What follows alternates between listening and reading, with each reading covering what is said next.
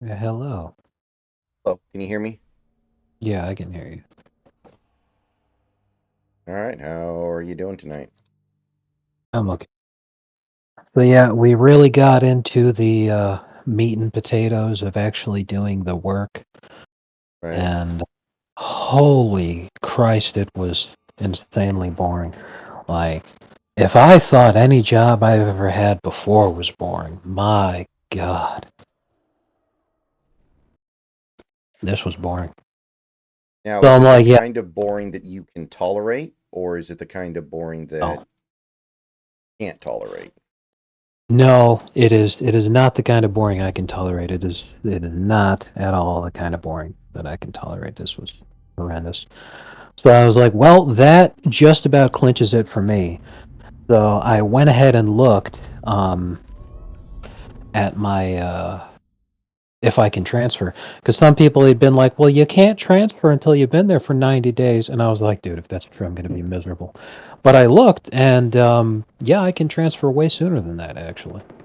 All right, well, got to do it. You got to do it.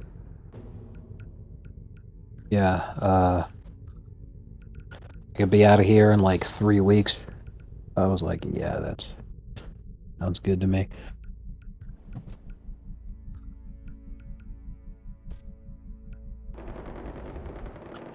Because I can, just in case.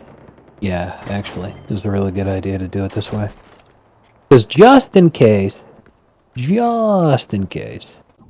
I can actually withdraw my transfer request application.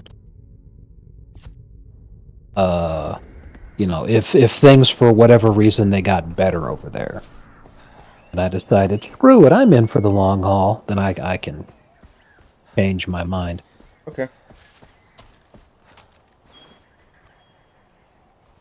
Well, guess it's got to happen then. Yeah. The money is not enough to overcome it. Well, that's the thing is, it's not nothing, but the difference between if I stayed there and if I went back to my old place, I did the math, would be about $400 a month. And like I said, that's not nothing, but um, that is enough to where I'd be like, yeah, I don't particularly care.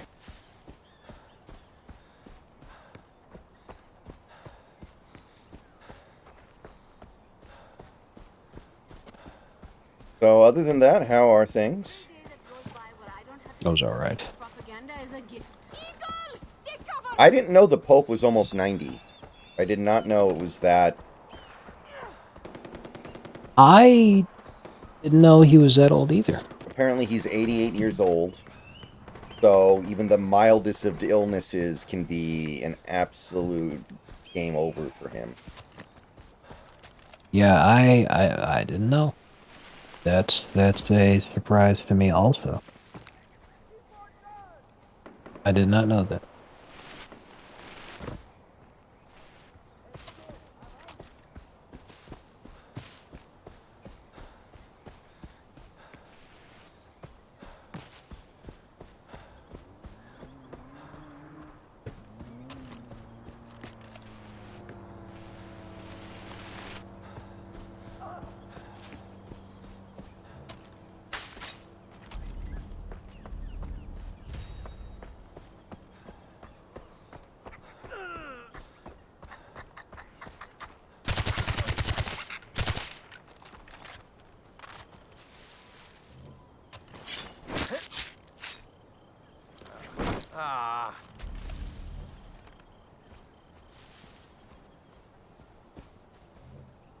Well, that's not fair. I had no chance to save those guys before I got the alert.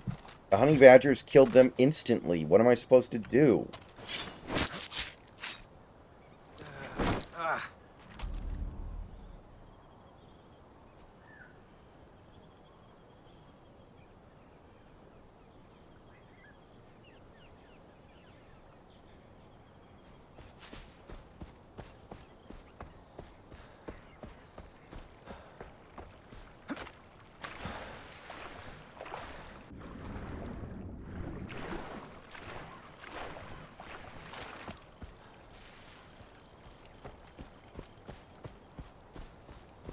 So when I was streaming yesterday when you weren't here on Astrobot, somebody in the chat asked me, what is the biggest plot hole you've ever seen in a film? So we got to talking about that for a little bit. And I kind of talked about how, plot holes don't necessarily matter very much.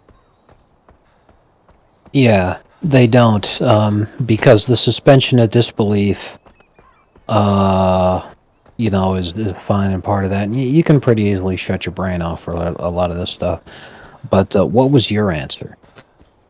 Well, honestly, and this is a great example of how plot holes don't matter, I think in terms of something of substance, the ending of Terminator 2 is a massive plot hole because if you say that you can change the future by destroying the chip so that Skynet never gets created, then John Connor's never born.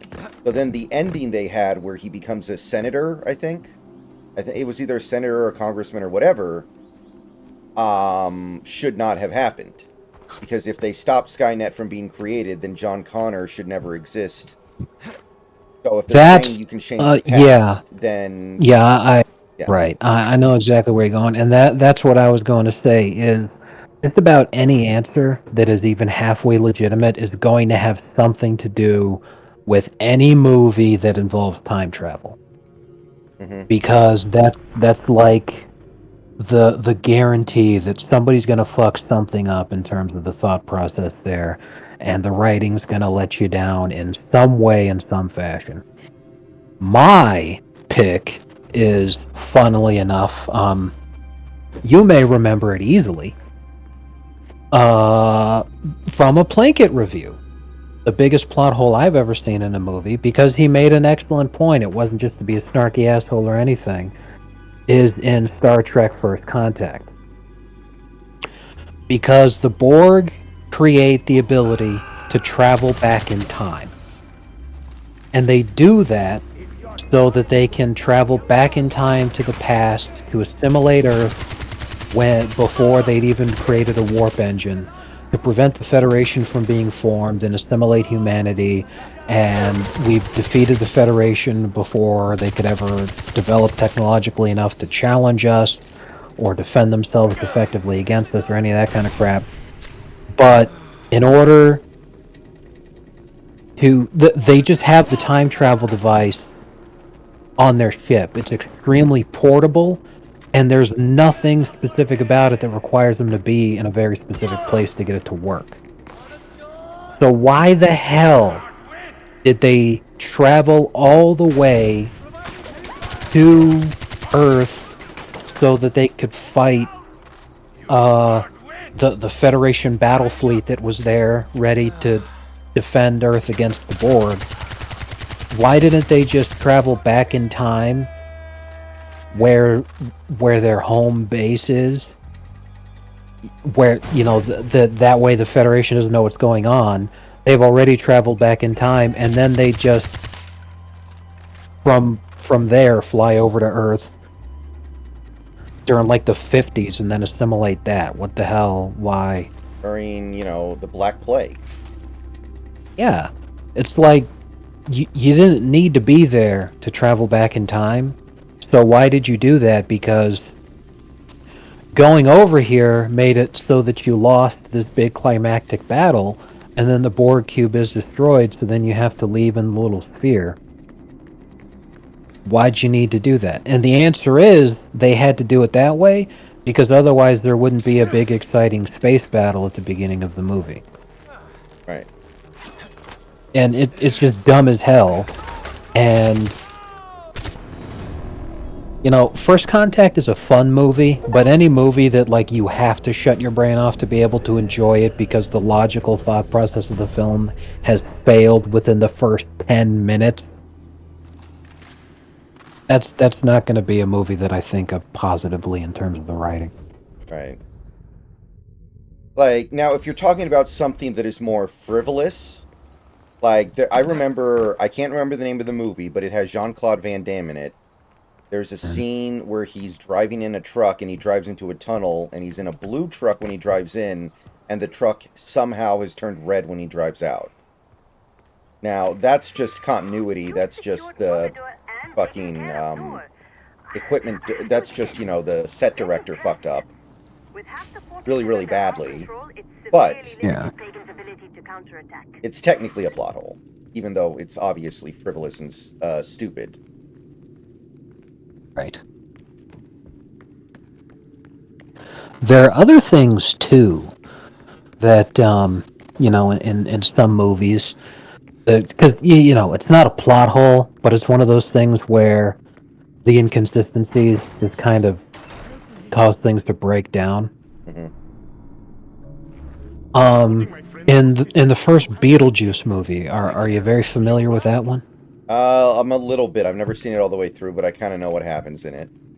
So go ahead. Okay, well, I was rewatching it the other day because I didn't know this, but apparently they did very recently. They did a sequel. Yes, they did. It shocked the hell out of me. So I was watching the first one because I'll watch that sequel sometime soon. But anyway, so I'm watching that, and a big important part of the plot is that the humans get their hands on the handbook that the ghosts have, that Alec Baldwin and his wife have. The handbook for the recently deceased. But here's the thing. They as ghosts, they can't be seen. And all the different stuff that is related to, only dead people can see this kind of thing. The only person who's able to see it and interact with it is Lydia. So how the hell did the adult manage to somehow find the handbook when it shouldn't be visible to humans? And the only reason it was visible to Lydia is because Lydia's a person who can see the dead people. So how did her fucking parents see it? Because if they could see the book, then they could see the ghost, and they just ignored him. So how the hell does that work? Right. And it's one of those things you just whatever. You don't pay too much attention to it. Yeah. But it's like, it's still one of those things that can get to you, because if you think about it for too long, you're like, that doesn't make any fucking sense. Yeah, the point is, like, if the movie is good, you're not going to really notice this stuff as much. But if the movie is bad, it's going to bother you a lot more because you have nothing in the film to focus on that matters. Right. Like Toy Story. It's a big plot hole that Buzz Lightyear acts like a toy every time Andy's in the room when he doesn't think he's a toy. Yeah. But, whatever. If it wasn't for that, there could be no film, so... Right.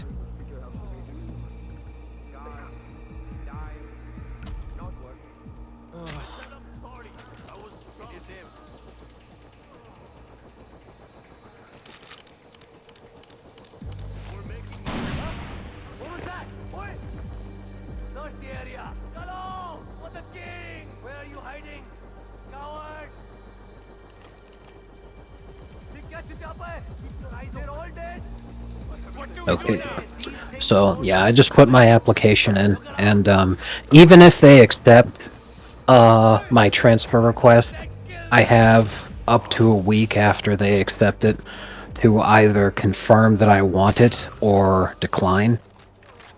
Mm-hmm. So like I said, if for whatever reason I get second thoughts and I decide that I'm gonna stick it out over at this location, Alright. Sounds good to me. Otherwise I'll just go back where I was happy. Because, no job is perfect and no job is without its difficulties and hang-ups. But man, I was so much happier at that place than I've been at any other job that I've had, and like pretty much since I stopped working in construction. Right. I did it. I escaped death's golden I thought for sure I was finished. I am in your debt.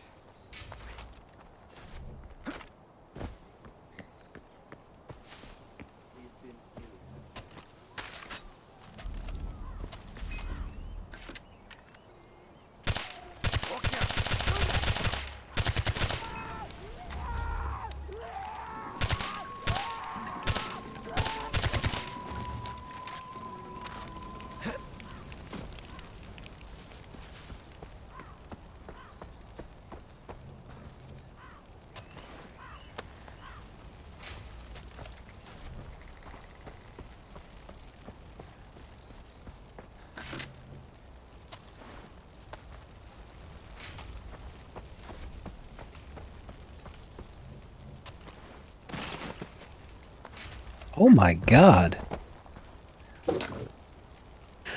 I'm checking in on how the Heat are doing. And man, we completely hit the skids since this whole Jimmy thing started up. And even once we finally managed to trade him, it's just gotten even worse for us. Well, Our only win since the All-Star break. Fuck. Actually, goddamn, our only win this month has been 2 days ago against the Raptors, who are one of the worst teams in the league.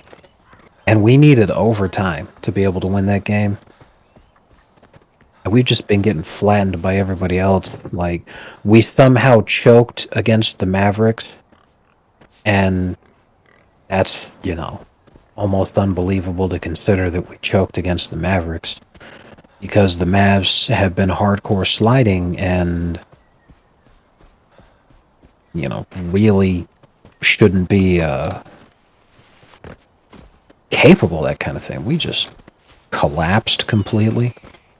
Didn't even matter. Hero put up 40. Doesn't matter.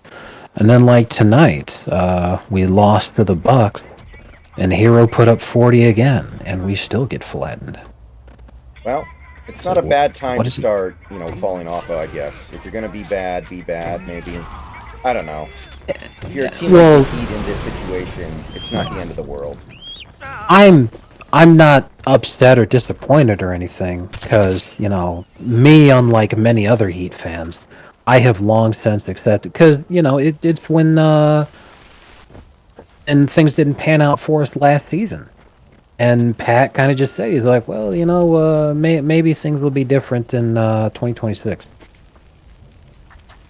It was basically like the last chance to see if we could turn things around was the Terry Rozier trade, and he's literally intentionally throwing games and being investigated for it because he's gambling on his team losing and him playing poorly. And then he goes out there and makes sure that happens. It's like, you piece of shit. But,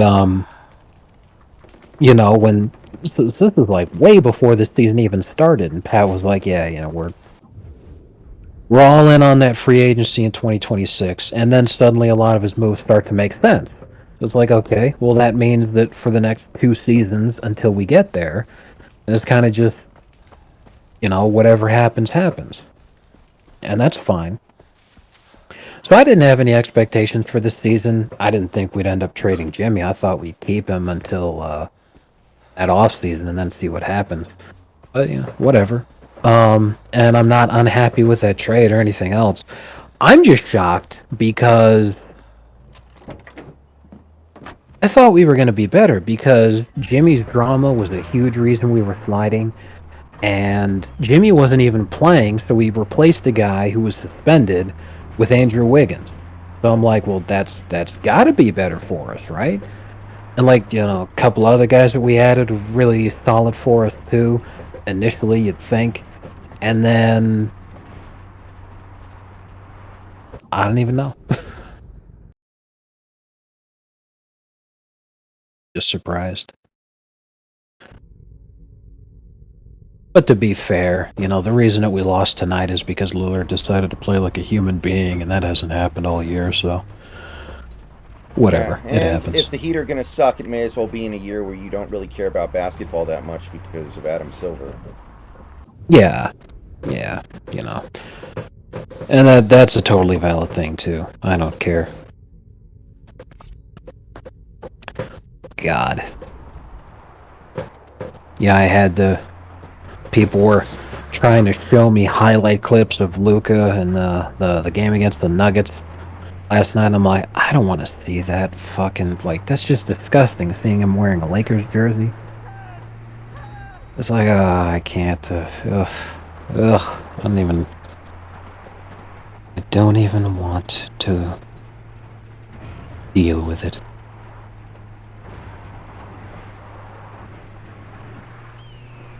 Yeah, I still can't believe it's real. It'd be hilarious if there was some kind of under-the-table understanding that Luka would just re-sign with the Mavericks after this season. So. That would genuinely be the funniest thing I could think of. Be amazing. That would truly be the end of the Lakers as like a marquee destination for NBA players. Real.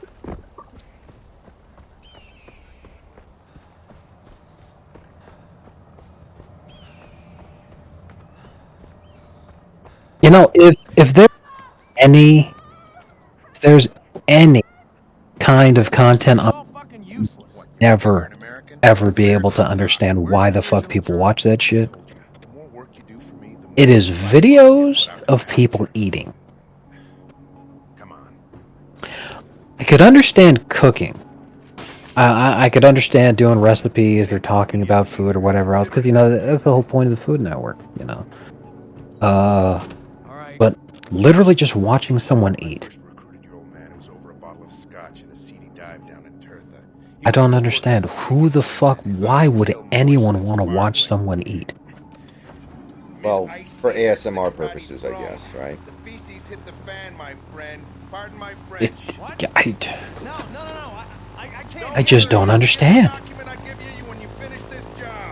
Why the hell would you want to watch somebody else eat? Ask the people who watch Darkside Phil. Okay, that one is very obvious to understand. Because you never know when he's going to pop out with something, well, first of all, you never know when he's going to pop out. But you never know when he's going to come up with something that becomes an incredible meme. Very true.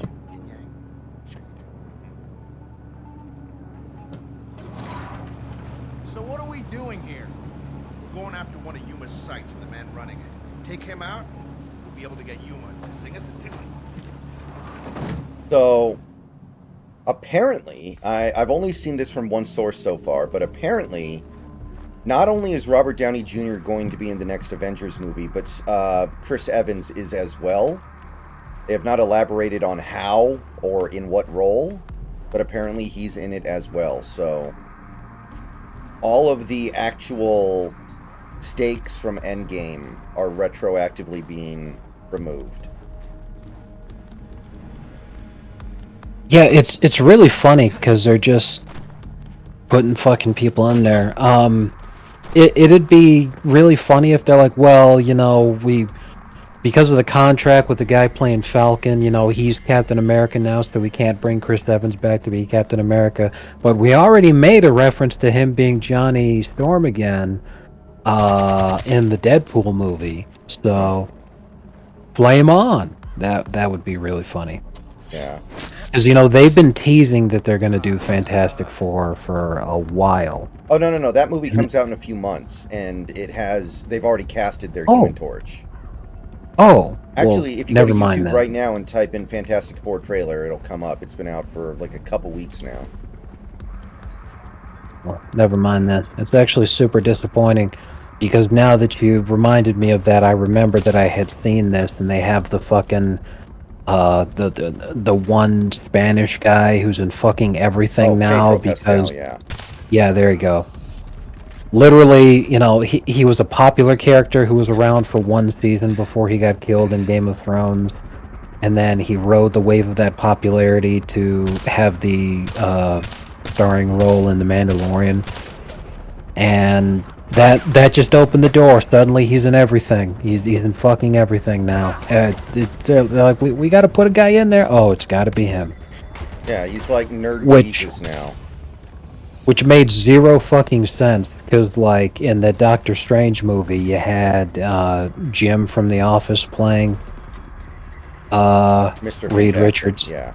And that would have been great. I was fully on board with that.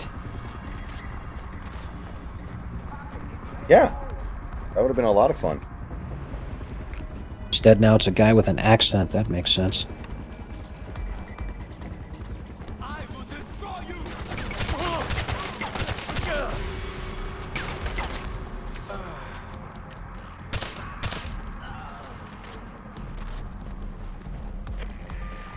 Willis, I took care of Yuma's lieutenant. Are you sure you got the right one? How am I supposed to know if he's the right one? Take a picture of him and send it to me. I told you to buy the figure. No dice, kid. That's not your man. The guy you're looking for is supervising Yuma's archaeological dig. Tell you what, just clear out every guy in the area who looks like he could be in charge of anything more important than cleaning bathrooms and washing dishes. Nothing's more American than killing them all and letting God sort them out. Call me when you're done.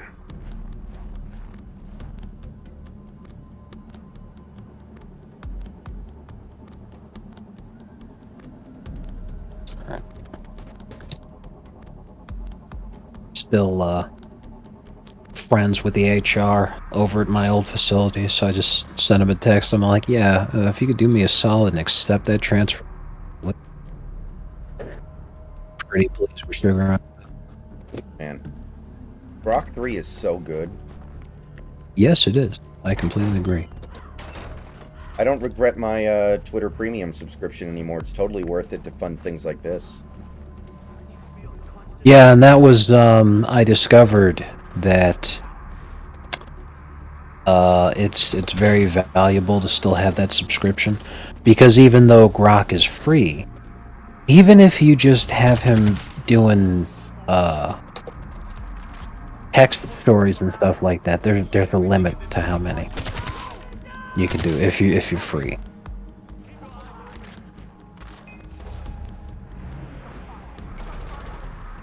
This is how you fix the birth rate right here.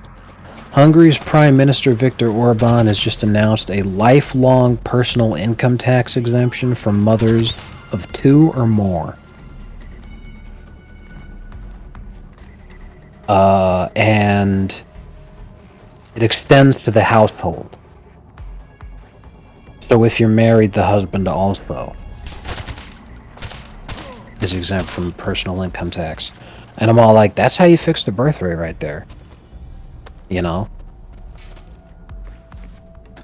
Because, like, women, especially, like, welfare queens already are not going to be paying any taxes as it is.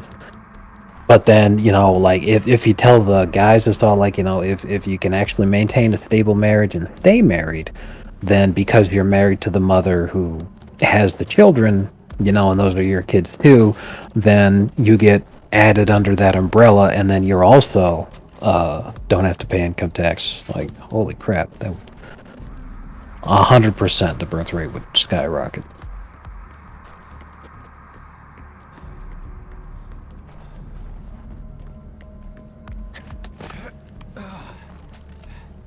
And hopefully that doesn't lead to an idiocracy like society.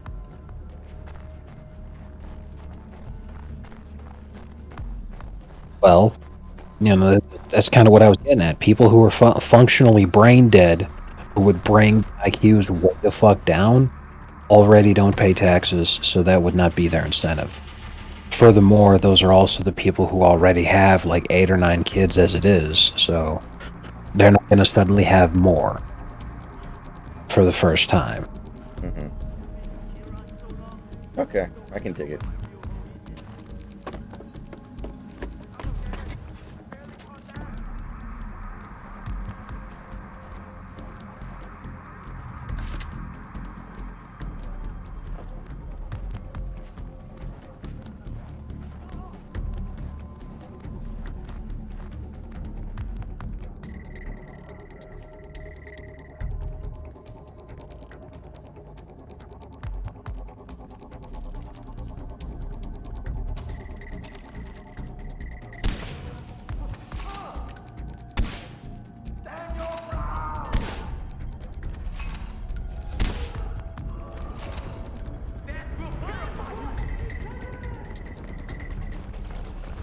You know, the thing that makes the least amount of sense to me with the insistence from leftists right now that Trump is evil and everybody should agree with them and depose Trump and all this other kind of crap is them approaching it from the angle of trying to appeal to people's patriotism. And it's all like, I'm sorry, you can't be the group that has literally created their identity around hating America for the last 20 fucking years and then try to appeal to people loving America as a reason for why they should hate the guy who's trying to make America better. Yeah, it's like, you know, that thing I asked you a while ago. When was the last time you were afraid that you were on the wrong side of history? And you said it's been a long time. Yeah. So they're not going to convince you of that. Right.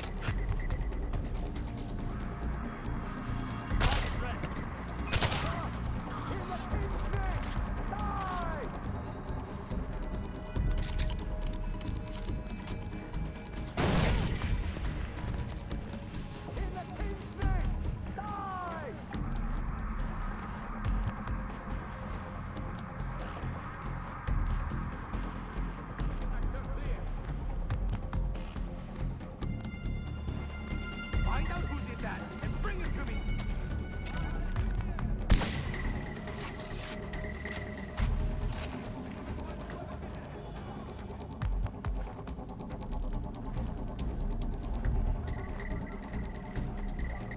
So I was reading about Unforgiven the other night because I watched it recently, and Right. you might know this, and it really, when you think about it, it's kind of maybe almost a given.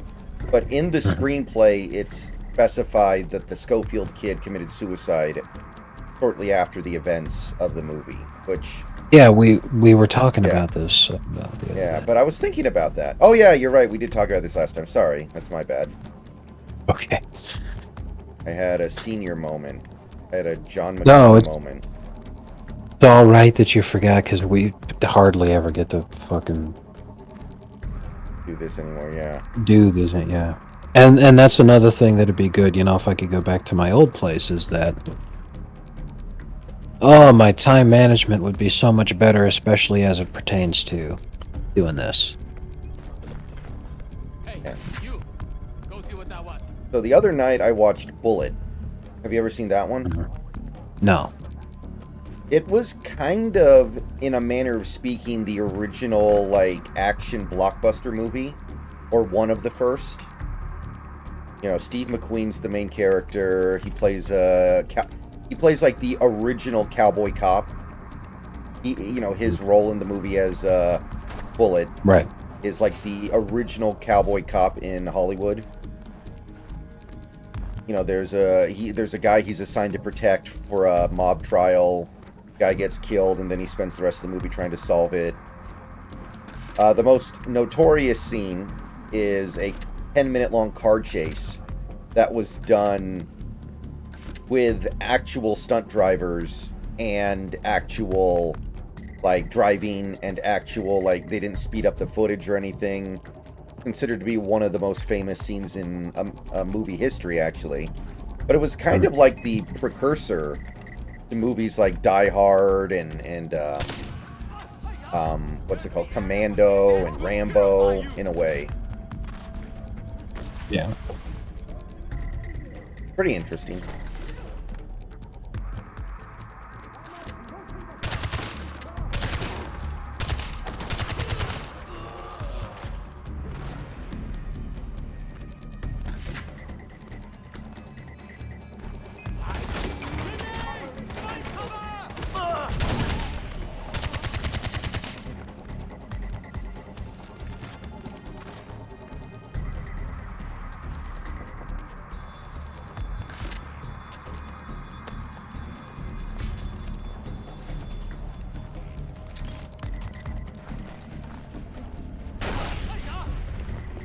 Hey-ya!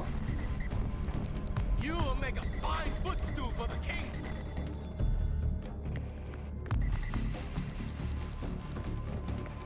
So it seems like the general consensus is that the AFD did very well, but they did not do well enough to overcome a coalition that may be coming from the other parties. We'll see. Yes, because and I was looking at the results too. They absolutely shattered expectations.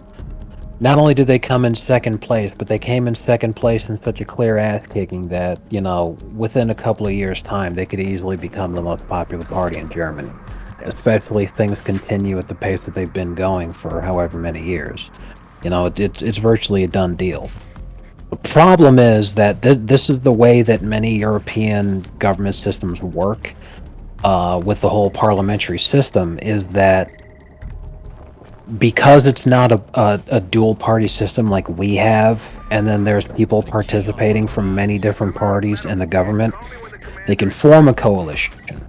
And what every single political party in Germany has done for the last 3 fucking elections that they've done has been specifically to single out AFD and say, we refuse to put them in our coalition.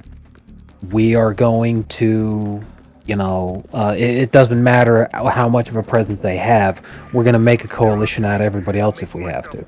But that's exactly what led to the collapse of the current German government, where they got a vote of no confidence and they're having elections right now, is because when you do that kind of shit, but it's parties that hate each other, the coalition won't last. And as soon as it splits apart, here comes the no confidence vote, and you do elections again. And then it just constantly keeps, you just keep gaining ground constantly. It's the exact same thing with Marine Le Pen's party in France is doing the exact same thing. And it's going to be very soon here that the exact same thing ends up happening in the United Kingdom with Nigel Farage's party. So it sucks because it takes fucking forever to be able to get to the point where the party that is very clearly becoming insanely popular actually gets the opportunity to contribute anything. But once you do, it's basically yours. Like, if I remember correctly, Geert Wilders' party in the Netherlands finally managed to win, and he's their prime minister right now, but let me check.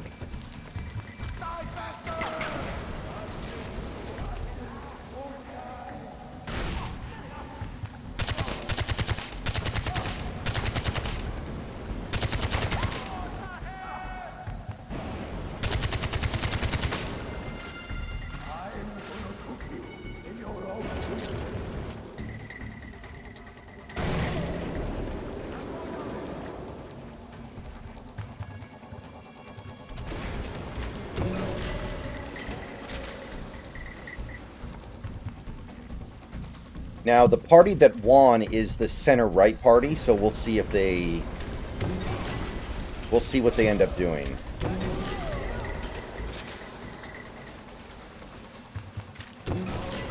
I imagine there is a scenario where they see the writing on the wall and just decide they're going to let it happen. Yeah. So looking it up, Geert Wilders' party did win, and it was an absolute ass-kicking. He was projected to become the prime minister. But the thing is the other parties specifically refused to form a coalition with that party if Geert had ended up becoming the prime minister. Because that was, a case of, we just absolutely refuse to have this guy who is the leader of the party and is the fucking reason that party won, as, you're throwing a big fucking temper tantrum, so, Geert pulled out of being able to be the prime minister, but he is part of the cabinet. So, it's still dumb as hell. But, the point is, looking at what happens with European politics really actually makes me very glad for the American system working the way that it does. Is when you think about it, man, how much would it suck ass if, there were a bunch of different parties, and then the party that Trump was in charge of kicked insane amounts of ass and clearly had the most votes of any party, but because it's not over 50%, you do that stupid coalition thing, and then everyone forms a coalition against Trump. So then we had to deal with fucking Kamala Harris being president anyway, with a coalition of like a whole bunch of shitbags that everybody hates.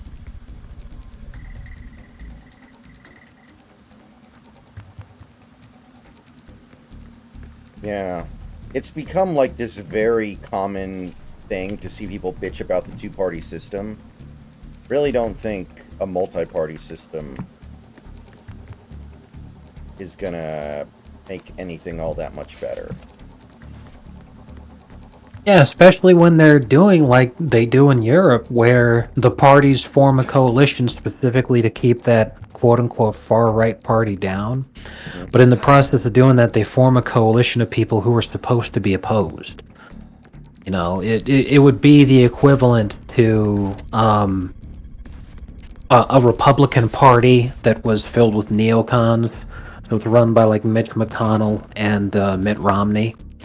And then they form a coalition with AOC's Green Party in order to prevent the Donald Trump MAGA Party from having a say in government, even though it won like a third of the total votes, and the party with the second most votes after that was like 20%. You know, some shit like that. But we'll see what Germany does. I do wonder if that center-right party will decide to acquiesce a little bit.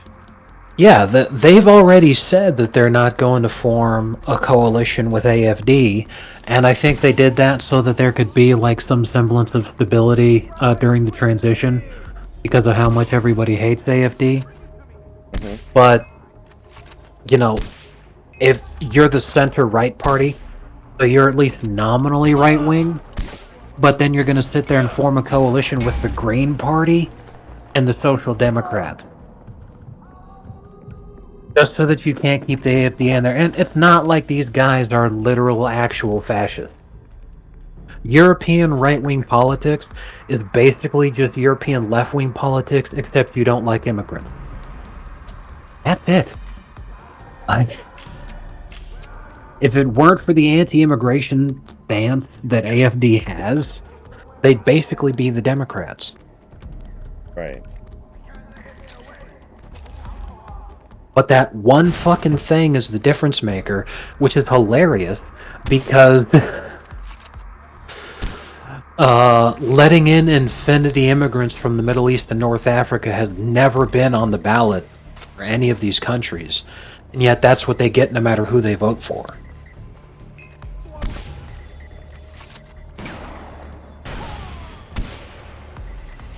Because anytime an anti-immigrant party pops up that says we're going to stop all the immigrants from coming in, they get labeled far right, and then this crazy shit happens.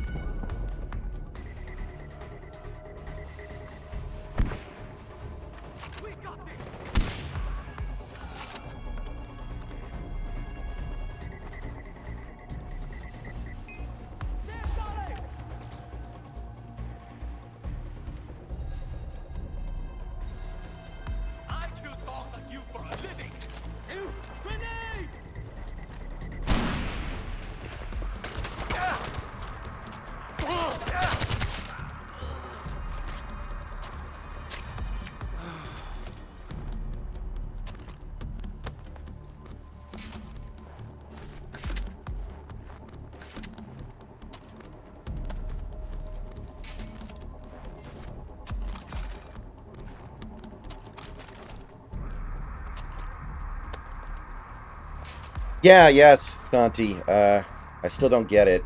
I don't know how they think that's gonna work. He's gonna get banned after like 2 shows.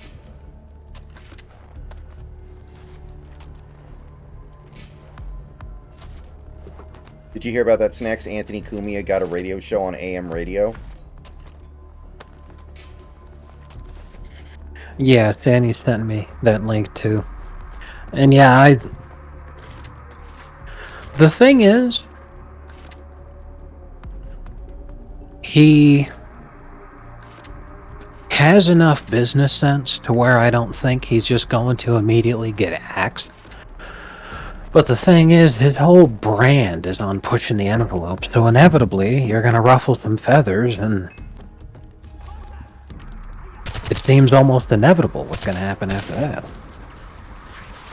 And you know what? It'll be worth it. It'll be glorious, but it won't be very profitable for him or anyone else. Yeah, for real.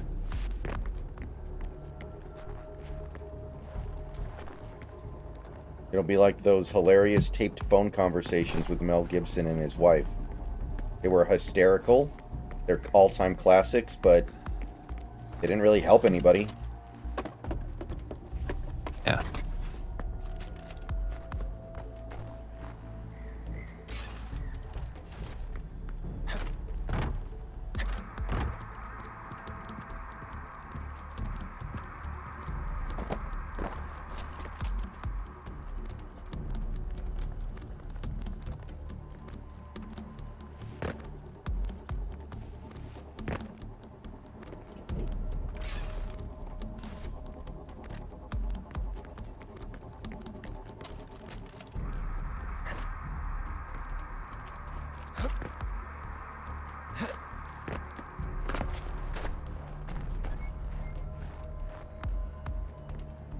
Bowling for Behave.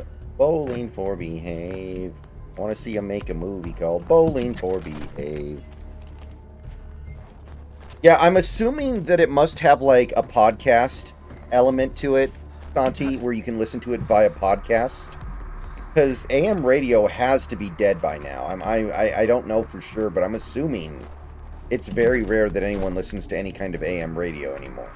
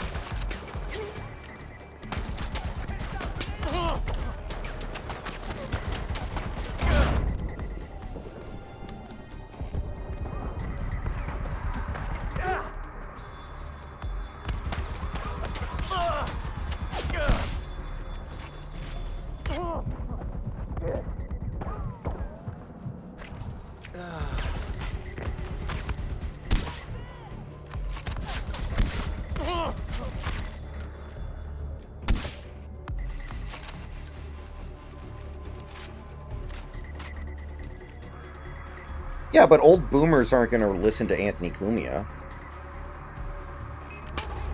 Yeah, they're too busy listening to Howard Stern.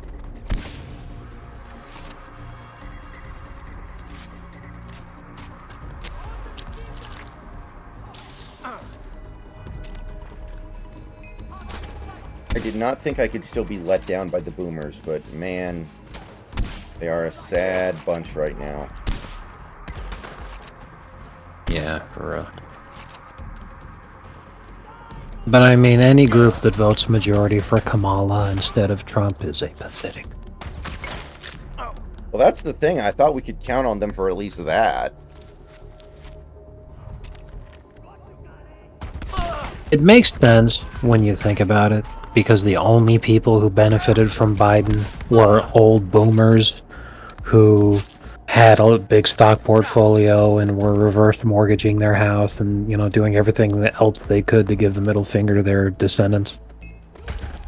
And that's basically what Biden's whole presidency was. Old people giving the finger to all of their kids and grandkids. So obviously they're going to vote for more of that. You get him? Yeah, I got him. Good. I'll head over and pick you up once I finish my breakfast. You wouldn't believe how hard it is to find bacon in these parts. Willis out.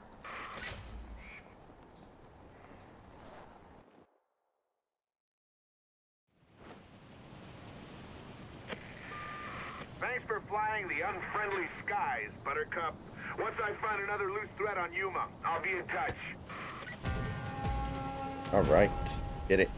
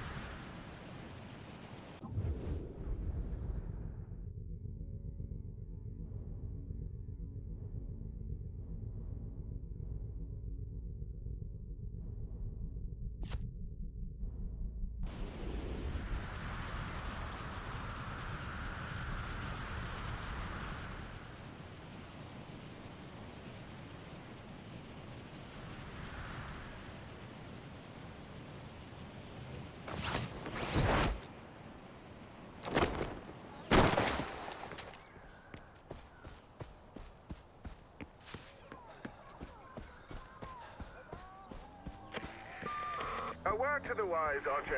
Next time you need something lanced, employ the services of a professional. As scarce as those services may be around here.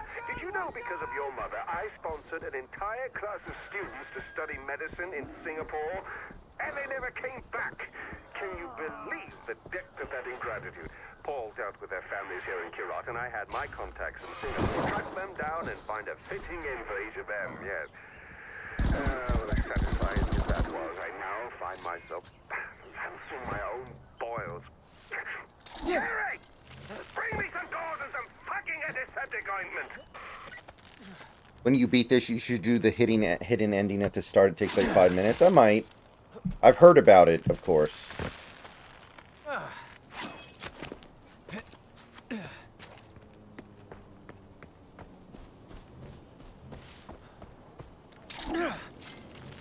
I understand Gen Z shitposts. I understand Skibbity Toilet as a concept.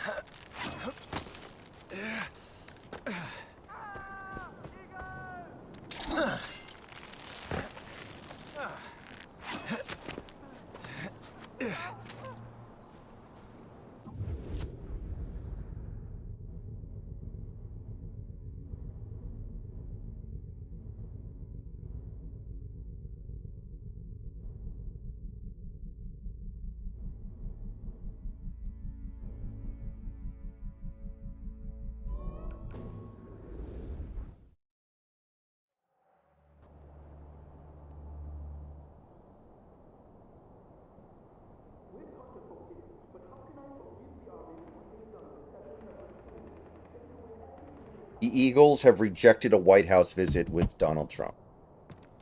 Not surprising. Wait, hold on, what? The Eagles have declined the invite to the White House. Oh, fucking fags. Someone should tell them that Pennsylvania is one of the states that's swinging to the right pretty hard right now. Yeah.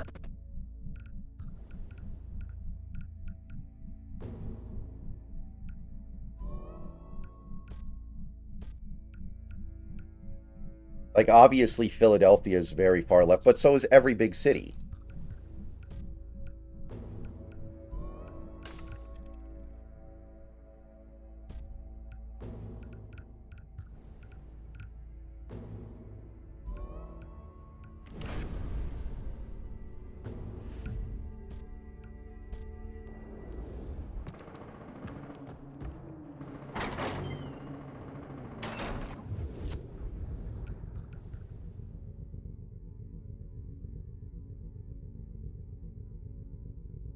I'm Mr. Frog. This is my show.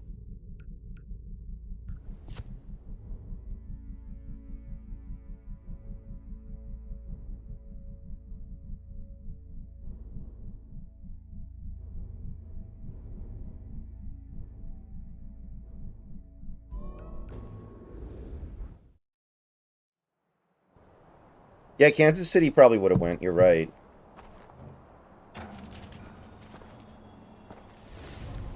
Yeah, because I mean, they did before.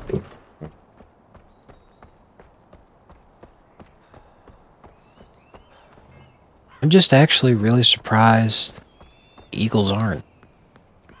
Because, like, I know plenty of guys on the team don't like Trump, but plenty of guys on the team do. AJ, good timing. I'm just finishing up here. So I wonder how that decision was made. Last job for you. You're on the 10-yard line now. Get in.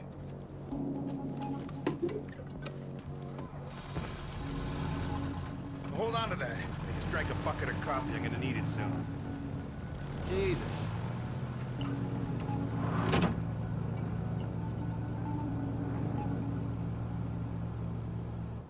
For the first time ever, AFD has flipped a Western I'm gonna German lay down some food for you, constituency. and it's not gonna be pretty. Your dad tried to kill your mom because she was about to walk away from everything.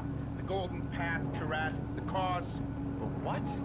That's Your mom was Hakuna really Matata, significant, whatever the hell because, you call young girls. Fact, your mom was the smart. way that politics She loves you like has that. generally Fact, gone your father was a in patriot. Europe I've never is met a that patriot who isn't the son of a bitch. nations The rest that of it, used to be part of the Soviet bloc another of Yuma's are way lieutenants more needs right wing than nations that weren't, because they know where left wing politics takes you. And they say, I don't want to deal with that shit ever again. So a lot of the fascists and people who get arrested for supporting fascism in Germany are in former East Germany. And West Germany, even though it stood as like, it's perplexing, because West Germany was expected, if World War III ever happened, and it wasn't just immediately nukes everywhere, but was an actual real war, then the battlefield was going to be West Germany.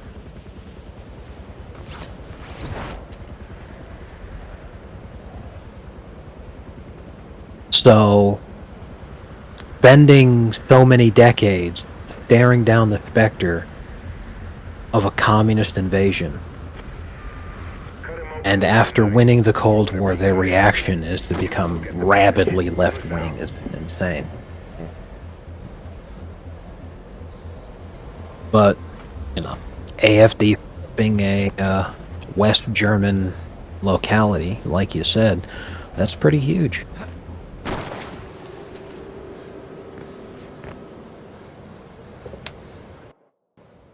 I wonder if the 49ers would have gone. Probably not. Cut him open with your Nick knife. Bosa would have dragged him. Handy. Yuma will get the message. Willis out. And Kittle, too. Yeah.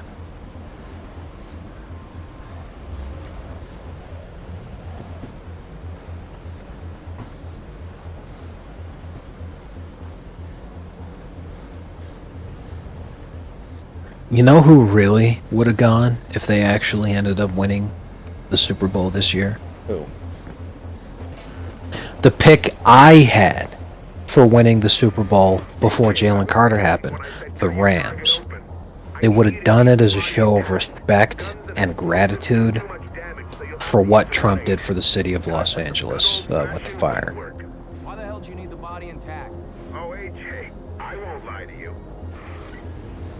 Remind me, did Stafford have some sort of thing blew up where, like, his wife cucked him or some shit? Yes. Apparently it happened when they were in college. I guess she slept with a backup quarterback or something. Okay. Then it definitely would have happened because she would have loved the opportunity to hit on President Trump in front of Melania, and we would have gotten the most legendary catfight of all time. Based.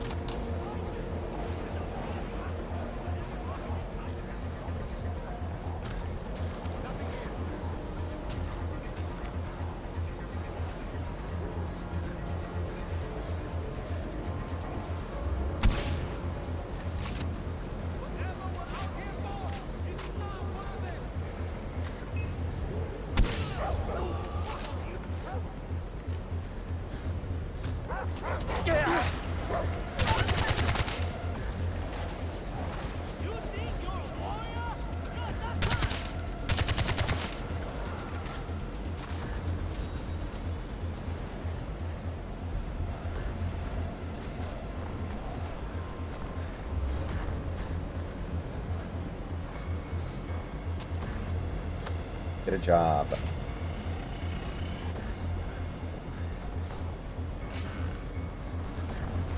You know, that's another thing that makes me super upset about, you know, because, like, your account being suspended doesn't mean that you can't access your account. It's just read-only.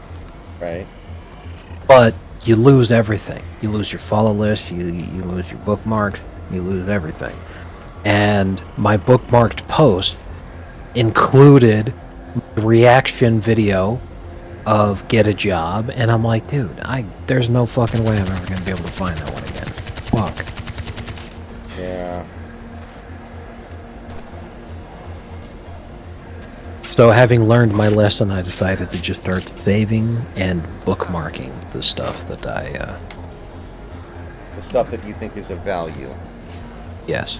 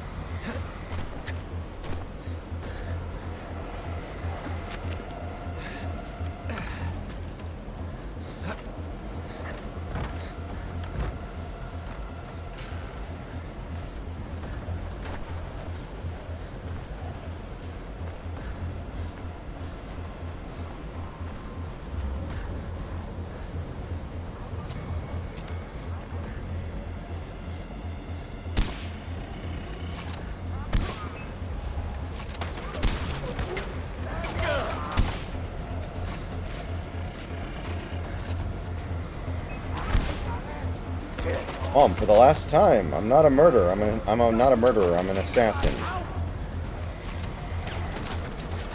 Not a crazed gunman, Dad. I'm an assassin. What the difference being one's a job and the other's mental sickness?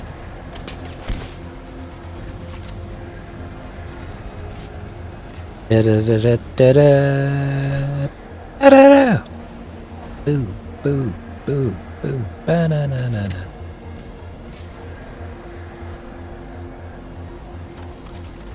I guess I'll be kind of obligated to stream the Evangelion games they release next year, even if they're terrible, right? Maybe especially if they're terrible. Yeah. Thanks for reminding me. I was gonna look at that.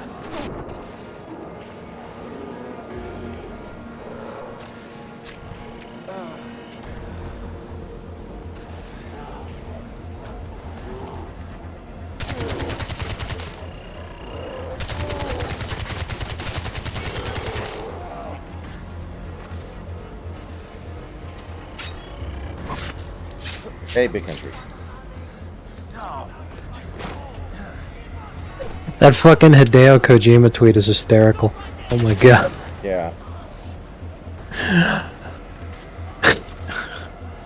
I mean, it's not so much that the plot of Captain America 4 is confusing, so much as it depends on the viewer having watched The Falcon and the Winter Soldier, which was a Disney Plus TV show, which is probably not a very good idea.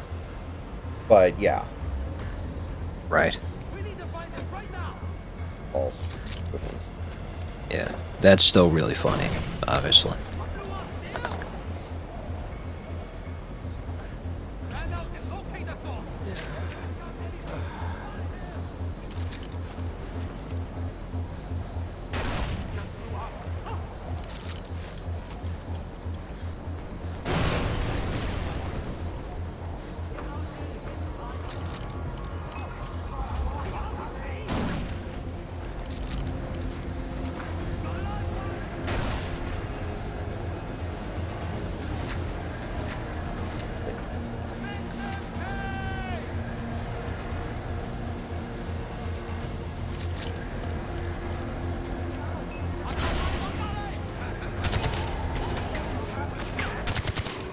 Oh, damn it, I forgot.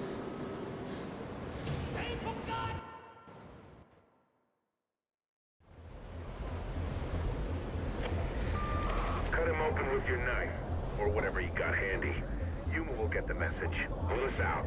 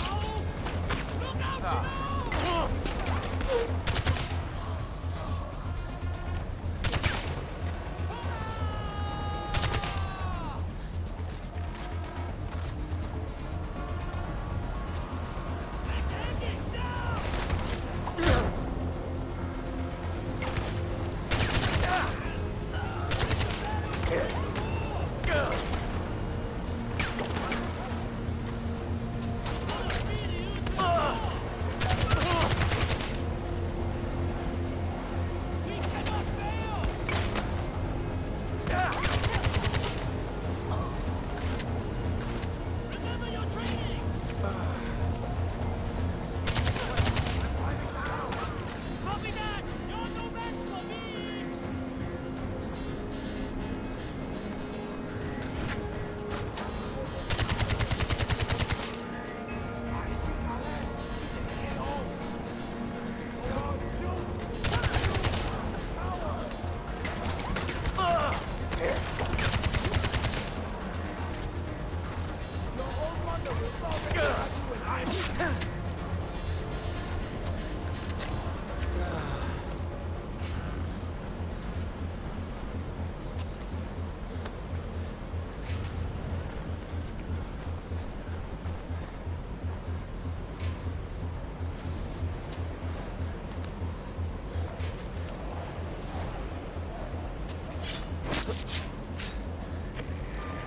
AJ, I wasn't joking when I said cut your target open.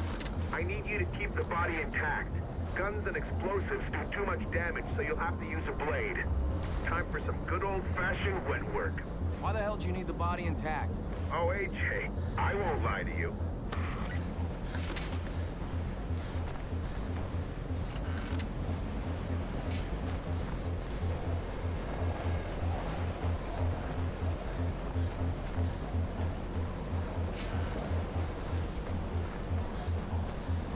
Oh, and by the way, Misato's not 27, she's 29. Just so you know.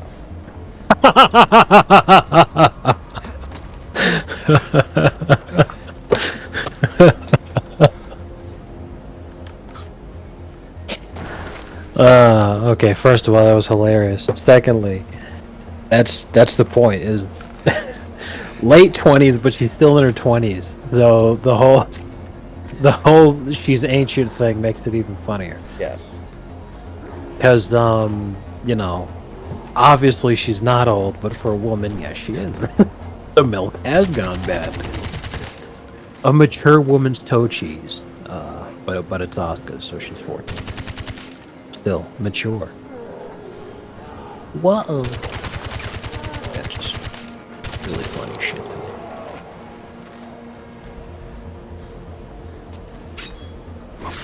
I think whoever posted that fanfic deleted it, so the only record of it existing is now on my hard drive. It's amazing.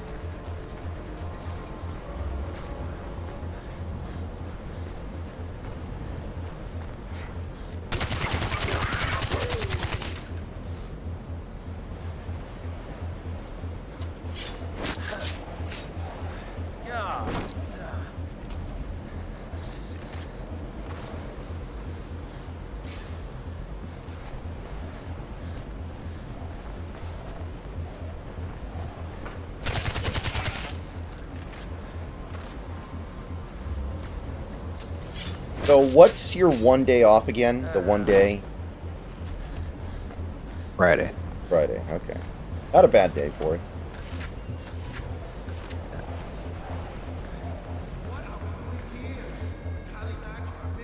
Reminds me, I'm gonna have to pick a new day for, if I transfer back.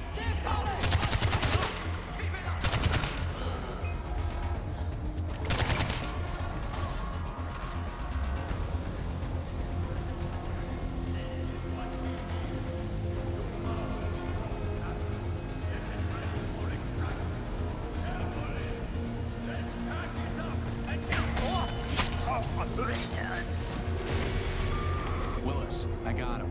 Snap me his picture, will you? The boss wants his proof.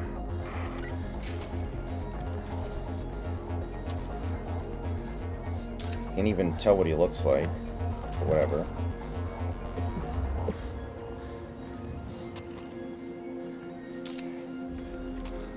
I got his picture. Good stuff. Meet me at the bottom. Enjoy the ride. As far as what you said, though, with talking about, you know, that the fanfic had been deleted, so the only record of it ever existing is on your hard drive now. Yeah. Trust me when I say I know the feeling, because, like, I swear to God, half the shit I say throughout any random given day is a reference to some YouTube video or some meme that I saw, like, at least 10 years ago that doesn't exist anymore in anywhere except my head. Yeah.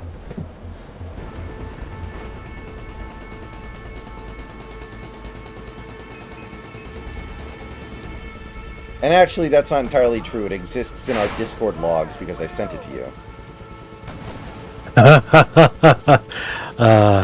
Thank God Trump won, otherwise the Discord logs would be in the possession of the FBI.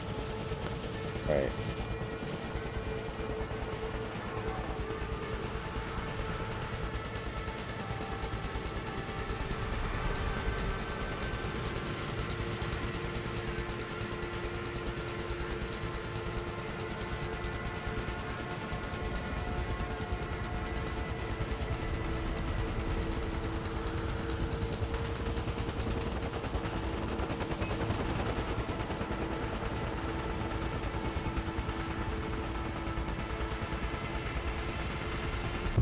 Yeah, I've heard about that big country. I don't know. Kingdom Come doesn't look that fun to me. Yeah. I don't know. Just doesn't look that fun to me.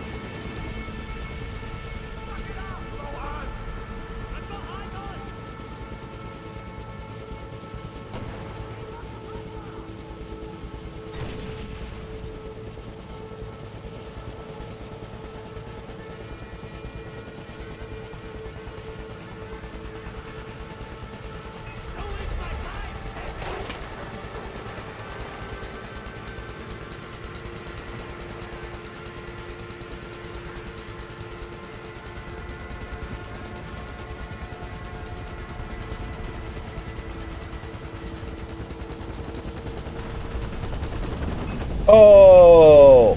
Oh shit, I'm alive! I literally went through the blades of a flying helicopter and I survived. I should literally be chopped up like salami meat right now. I should literally be nothing but a pile of viscera. And yet, I'm still breathing, baby.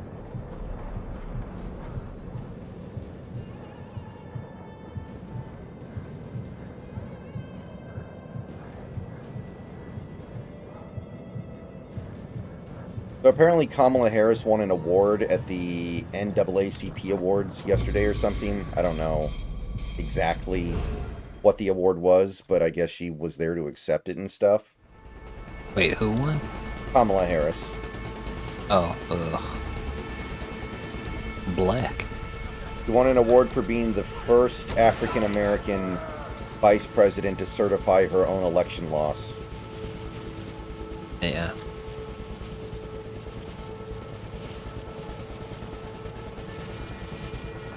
Yeah, you know, when you think about it, considering that nobody else had received the nomination from a major party to be president and was black, except for Obama, who won, she's also the first African American, if you want to count her and such, to lose a presidential election.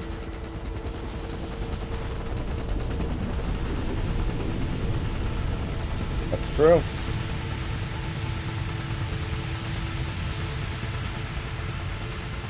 She's also the first candidate in the history of the United States to lie about working at McDonald's. Yeah. I don't know why working at In the McDonald's sense is that supposed to be a she- flex anyway. Yeah, in the sense that she lied about saying that she did work there.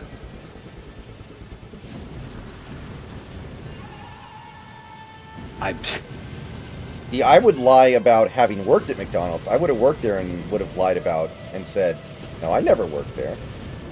That Right. makes way more sense to me. That's what you'd expect.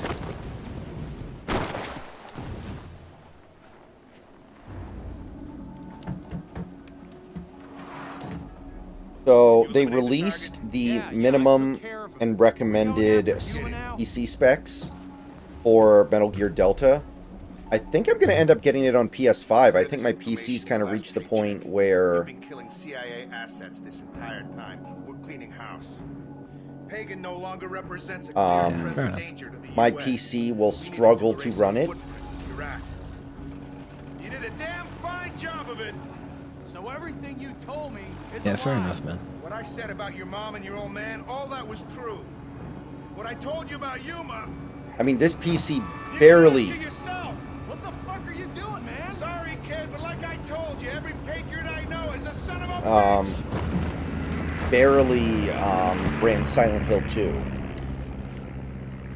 And apparently this game's like recommended GPU is a 3080 and I have a 3070. So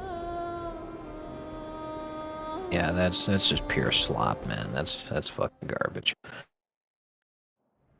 maybe Konami is not very good at optimizing their games for PC. Breathe? Would you at least punch holes so he doesn't suffocate? Hello. Did we enjoy our time with the CIA? Welcome to Dagesh. I apologize for the Spartan accommodations, but you have been a naughty little shit, haven't you? Gallivanting about with a golden path. And poor Paul. Are you still sore about what he did with your little monkey friend? What was his name? Deadpan dipshit doorknob? 好熱啊！ I'm sorry for your ennui. But let me ease him into this humor. You're about to mind-fuck the poor boy. Perhaps a little sugar on your shit sandwich? Whatever, you've seen him. He's still breathing. Now go away. I've got work to do. Fine, fine, fine. But I want him alive, with all the bits that count intact. One last thing. Now, RJ, I know this is hard, but consider this tough love, prison love. After all, you have a suite with a spectacular view. Oh, and one final piece of advice. I wouldn't sleep too close to the edge. 失控開啲。 Whatever you say, dear.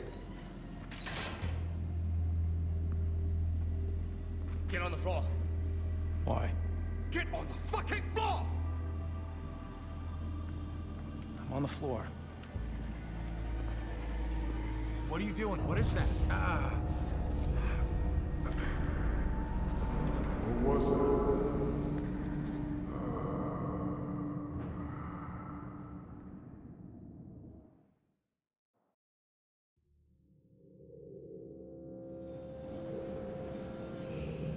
AJ.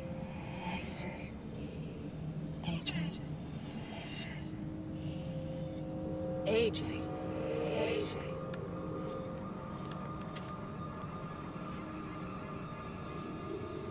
Here we go.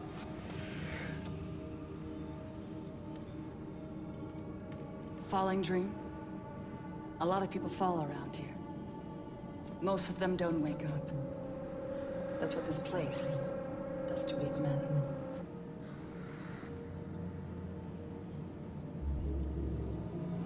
Man.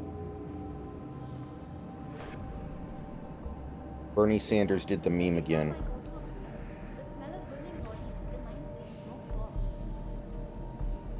Jesus. He is once again asking for your financial support. If I was a spider, He even said it. My God. climb down. But I can't be a spider because she's one already. She gets skin, lays eggs, waiting for them to hatch. Maybe he's gonna run in 2028. They see everything. I wouldn't be surprised at this point if he's still fucking alive. But if I was one, I could climb down.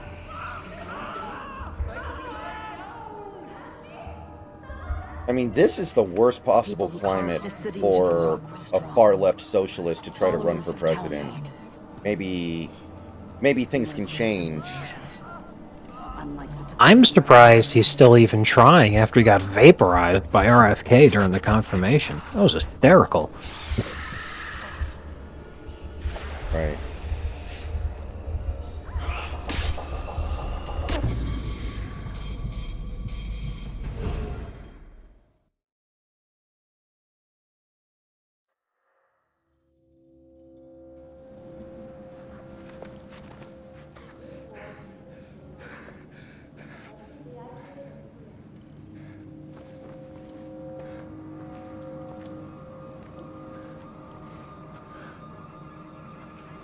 It wasn't me, AJ.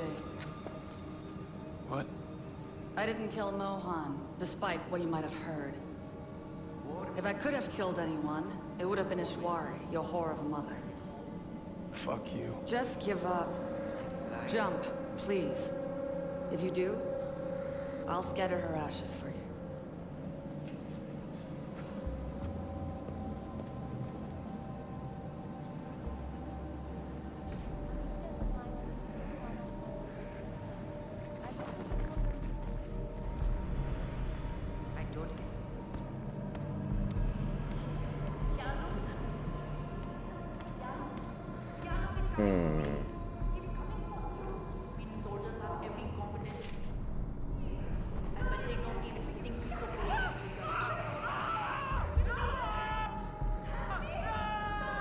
People who carved this city into the rock were strong.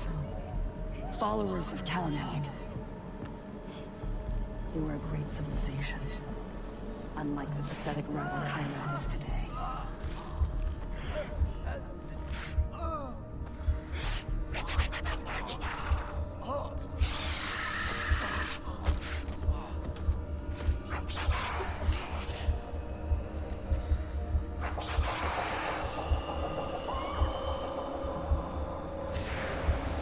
I built this PC about 4 years and 2 months ago, and it was state-of-the-art then. I still feel like it's bullshit that there are games being made now that I can barely run or can't really run all that well, but whatever. Well, that's what I wanted to say. Is I'm all like, we've reached the point in game development history where there's really not a ton of difference in how things look anymore. And a lot of what we see is very untalented developers being completely incapable of properly optimizing games. And the reason I bring that up is because, look, I don't really notice a substantial difference in terms of an upgrade and what we've seen in gameplay videos of Metal Gear Triangle compared to the Dead Space remake, and you ran that on the highest settings. In fact, it damn near bricked your computer, because if you ran it on the highest settings, there was a game-breaking bug that like caused your CPU to catch fire when it shortly after it launched. Yeah, I remember that.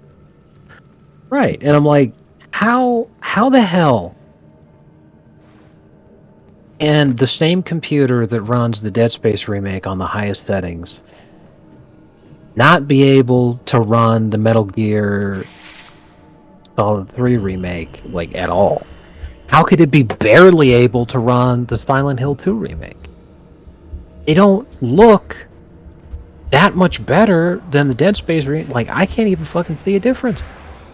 How is that? Like, ugh. So yeah, like you said, I think it's total bullshit too.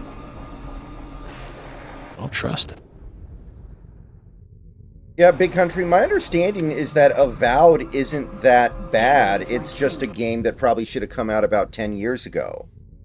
Like, people are comparing it a lot to, like, Skyrim, but Skyrim's a very old game at this point. Your game that you're making now should not be getting compared to Skyrim.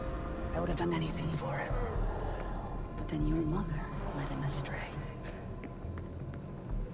I tried to warn him, but he wouldn't. And it seems like the issues with the game are less about the gameplay and more about, like, the story and characters and stuff.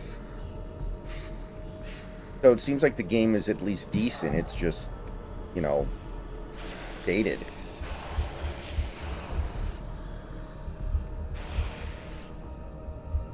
Like, if Avowed came out in 2014, it would have been getting hype as, like, the Skyrim killer. But they're so far beyond that now.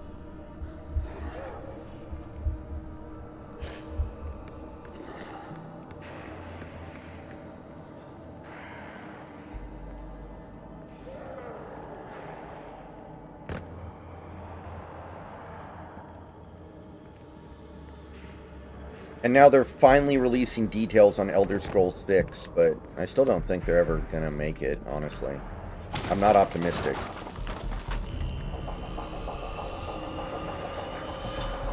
Yeah, that's what I was talking about, because when you were posting that tweet that was talking about news on Elder Scrolls 6, that actually killed any hype that I had for the game at all, straight up.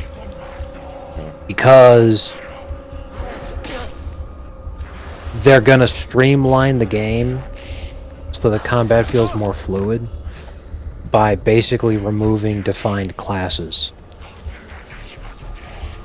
Which is the dumbest fucking thing, because it means, like, well, great, then that means that I can't specialize in anything. So, me enjoying being a mage, I can't become an amazing archmage. Instead, I'm just the same fucking dumbass running around who's able to do everything else. It's a lot. What it makes me think of is Mass Effect Andromeda, where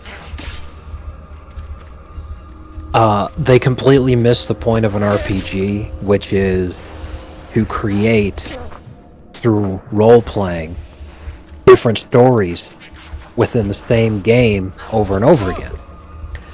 Creating a desire and a reason to replay the game over and over again.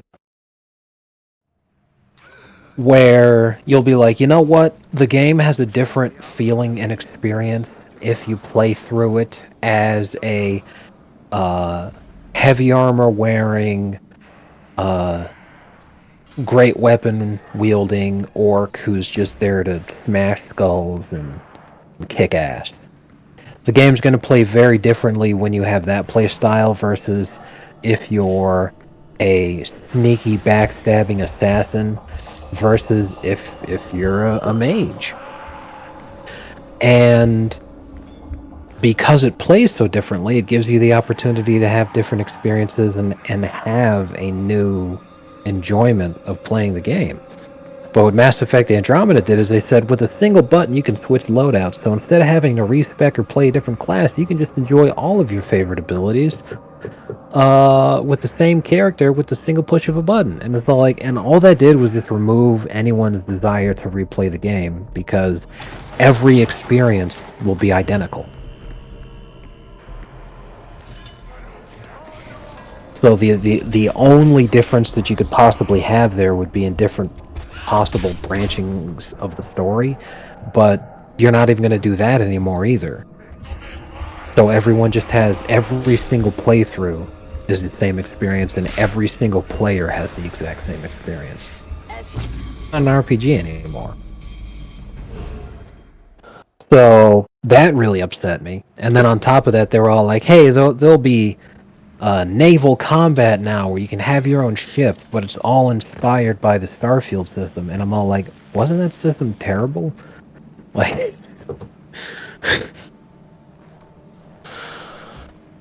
the fact that they're using Starfield as more of a inspiration for the development of Elder Scrolls 6 than Skyrim kind of tells you everything about how this game's going to end up being. Yeah.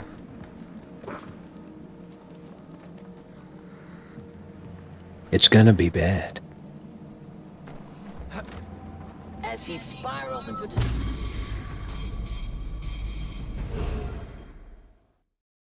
So our only hope is Fallout 5, is what you're getting at here. Oh, God, I can't even imagine.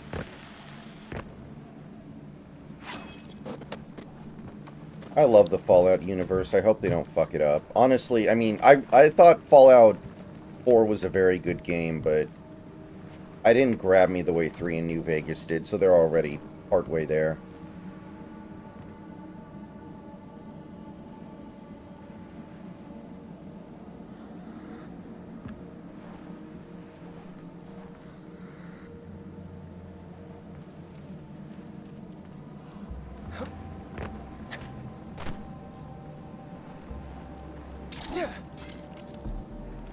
As he spirals into despair, I found my true calling.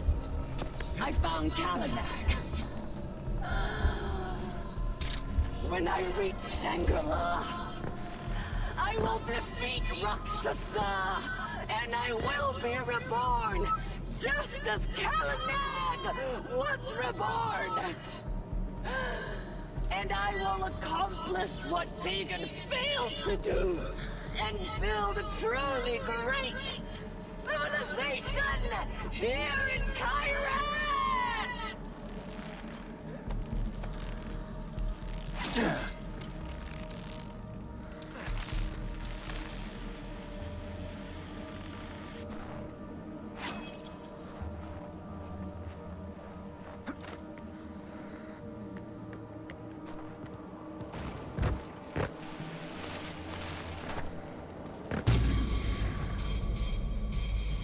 How nice.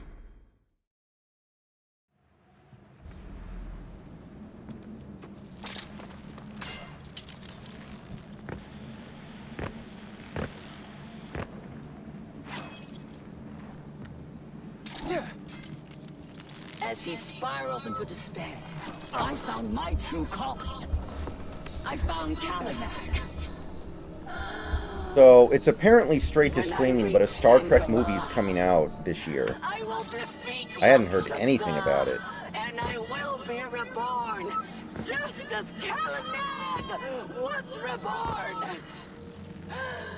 And I will accomplish what Pagan failed to do, and build a truly great...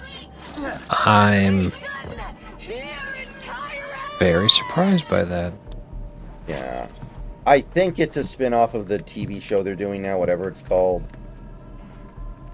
Let me see But, here. yeah. Movie coming out called Star Trek Section 31. See, first television film and the 14th film overall in the Star Trek franchise, and part of executive producer Alex Kurtzman's expanded Star Trek universe, a spin-off from Discovery. The film is set in the franchise's lost era between the original series films and the Next Generation. Wasn't that Star Trek Generations was the lost era movie? Wasn't that... Wow. Didn't that take place...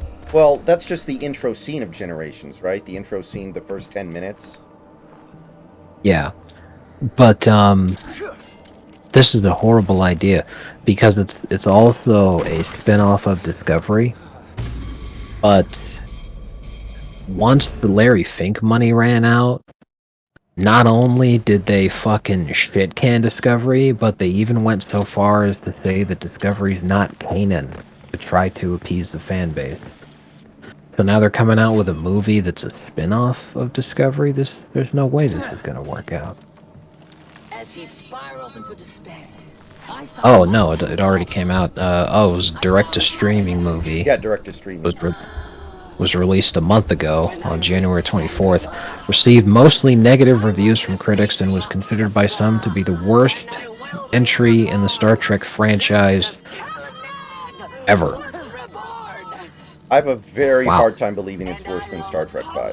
what Vegan failed to do and build a truly great civilization. Star Trek V, was That's that the the one one with with Spock's what does brother. God need with Yeah, Spock's Yeah. brother.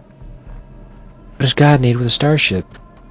That may not have been as good as many of the other Star Trek films, but based off of what I know of Discovery, I have a very easy time believing that this is worse than Star Trek V. Man, it must be really fucking bad then.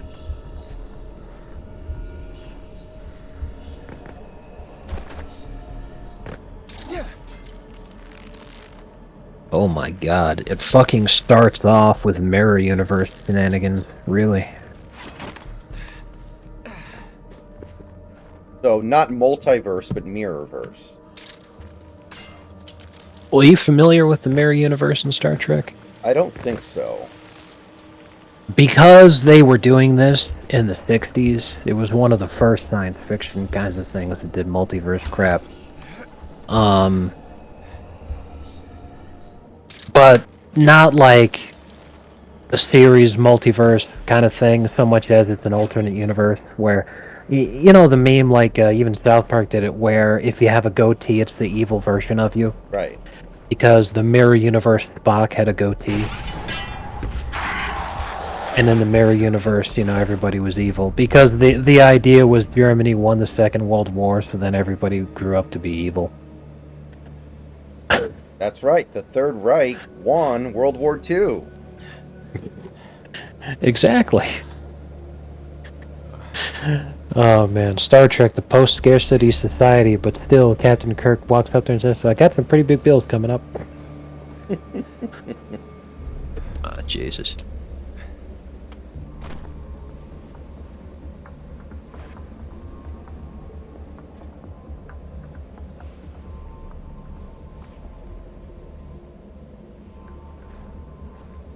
And honestly, I know that some people really like it, and I kind of understand why.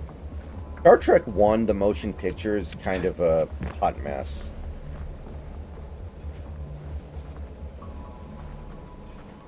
You don't like the bald lady who kept saying Kirk unit? Generations sucks too, I think. That movie sucks. Big one. Generations was terrible, yes. Generations was big awful. But I'm reading a synopsis of this slot movie right now. I totally buy that it's the worst. I think it was mostly because of recency bias, but not too long after it came out, Star Trek Into Darkness was being considered like the worst Star Trek movie ever. Now, I don't think that that's true. I think that was just because people were angry about some of the stupid stuff in it. And they, you know, were kind of over-exaggerating it to make a point. And I do think that movie's pretty bad, but... like... I don't know.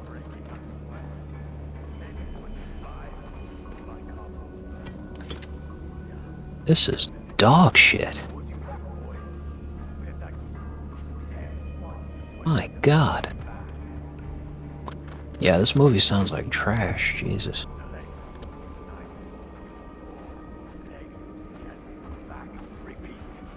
That's why nobody fucks with me. Fuck with me, and I'll bench press them for breakfast. Isn't that right?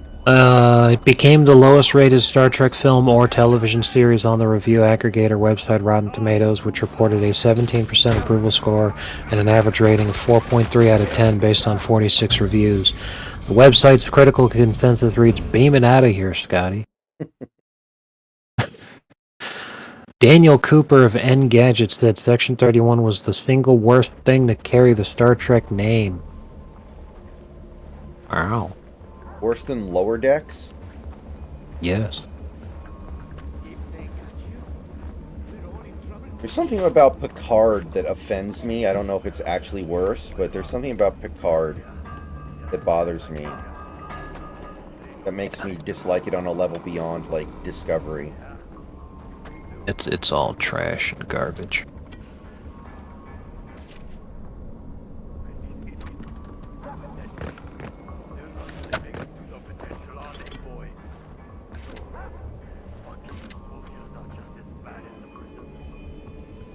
Yeah, I heard some people defend Strange New Worlds, but I don't know too much about it.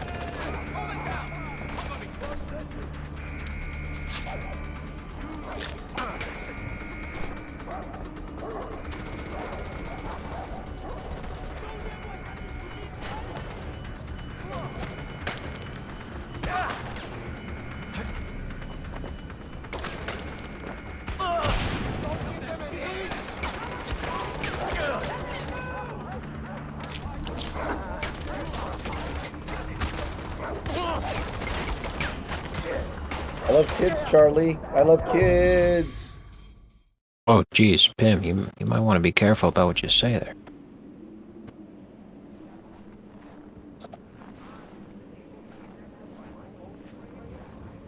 I really feel like when I was a little kid, I would spend time thinking about how cool it would be if we had a ton of official Star Wars and Star Trek and superhero content, and it's been cool at times, but, man. Yeah, for sure. This is... I really can't think of anything that's been a bigger and more consistent case of be careful what you wish for than what we got.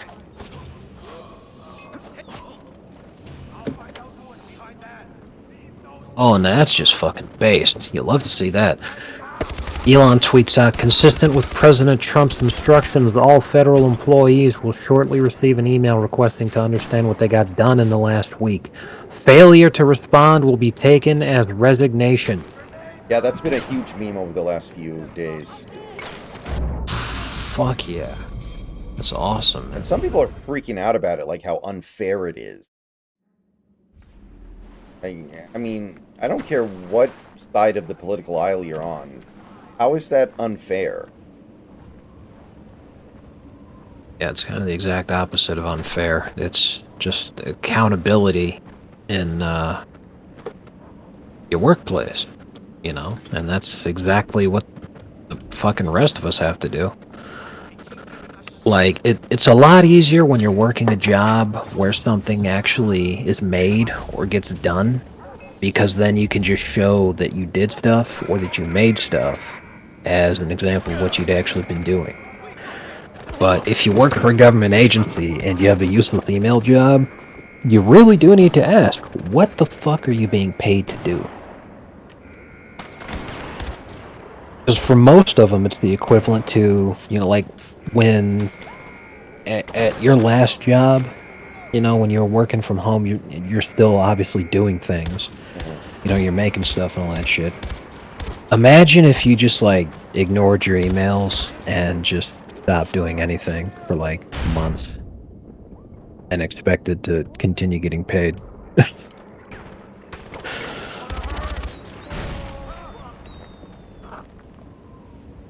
you're working for the government, you would have been.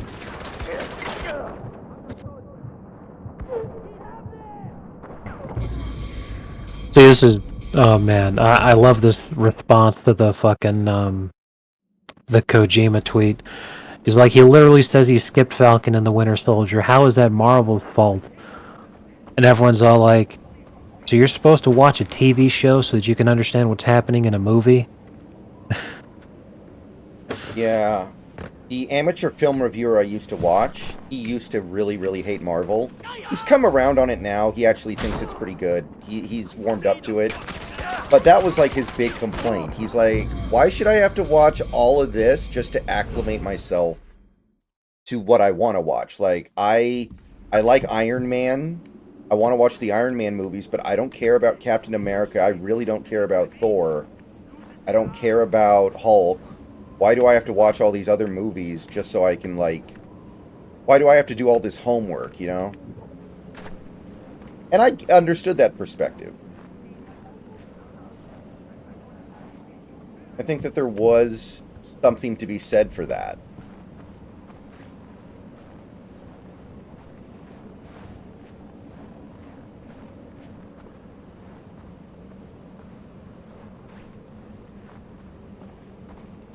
Like, when they remade Star Trek, they didn't make 5 movies before they released the Star Trek movie, and each movie was, like, introducing one of the characters from Star Trek. Like, imagine if they did, like, a solo Pike movie, and a solo Kirk movie, and a solo, Sulu movie. And if you don't watch the Scotty TV series, you wouldn't be able to follow the next Kirk movie.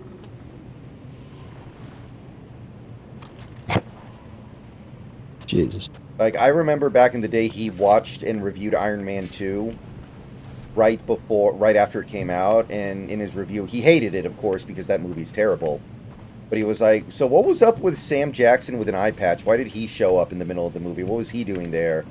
And then people had to tell him, like, you have to watch the after credits scene in the first Iron Man, and he got so fucking angry about that.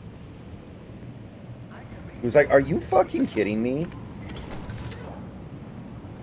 I have to watch a scene after the fucking credits? Are you shitting me?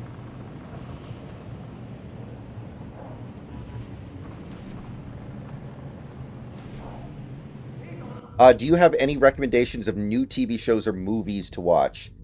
TV shows, no. The last TV show that I watched that I really got into was Better Call Saul, and that's been over for like 3 years now. Movies. There have definitely been movies that I've liked. I don't know about anything that really like stands out to me in a super over-the-top positive way, though. Furiosa was good. The last Mission Impossible was good. That was about 2 years ago, but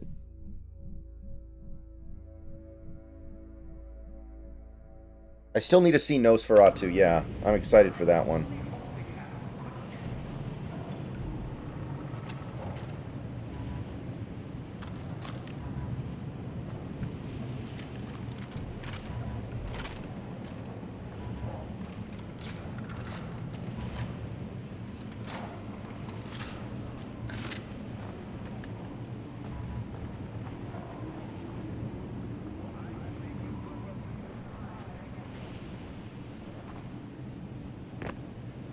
Yeah, my brother came over for dinner last night, and we put on TBS, because my parents don't want to watch Fox News when my brother's over, for obvious reasons.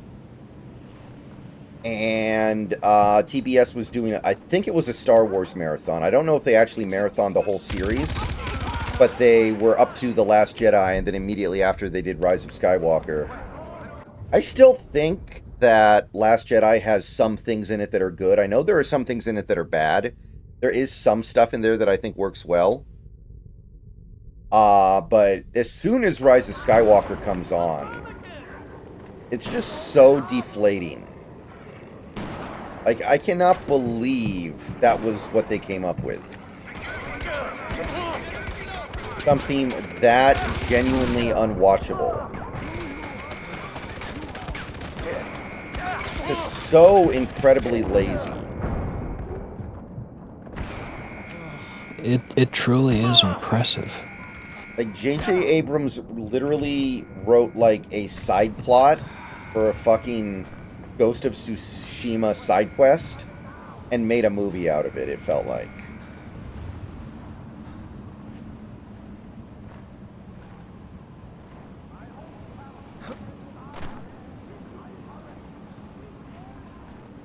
Yeah, I thought The Force Awakens was fine, and I thought The Last Jedi was fine. I just cannot believe...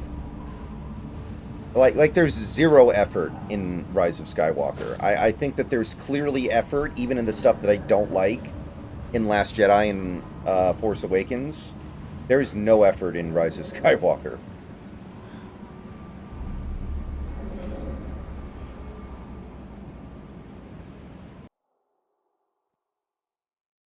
Yeah, that it makes sense in a lot of different ways. Amita?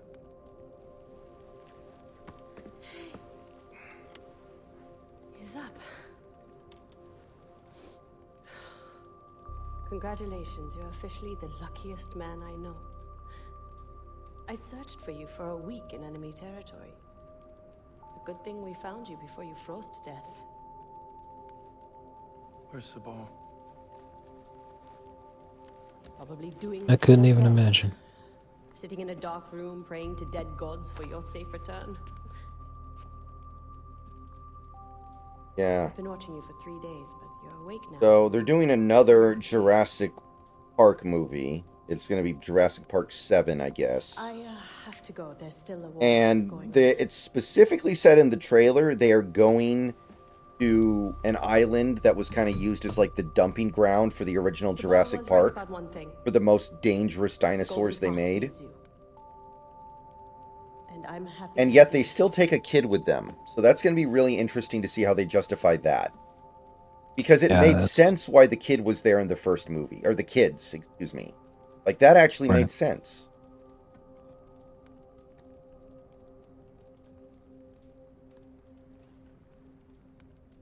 Because the mission is explicitly like, we need to harvest their eggs so we can use them for medical research or something. So there's no reason for a kid to be there, but they found a way.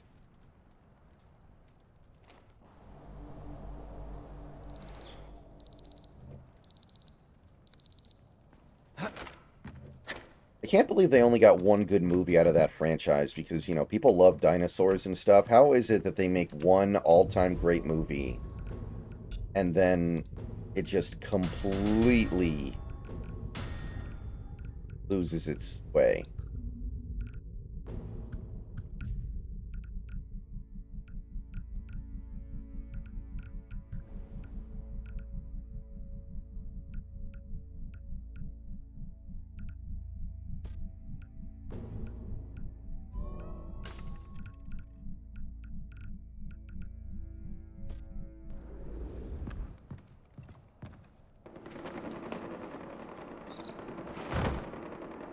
Yeah, Jurassic Park 2.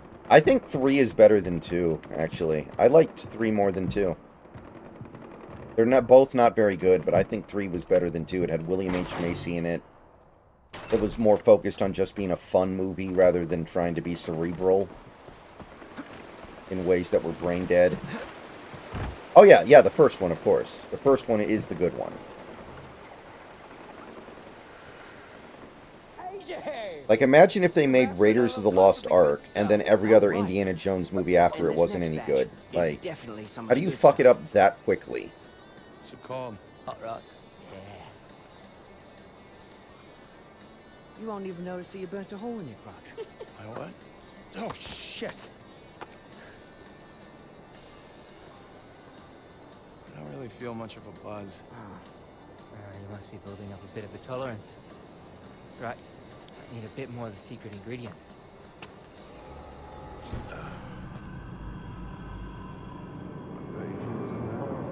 I mean, I don't know, Santi. A lot of people defend Temple of Doom. Like, I don't think Temple of Doom is a bad movie. It's just polarizing in a way that the other two aren't.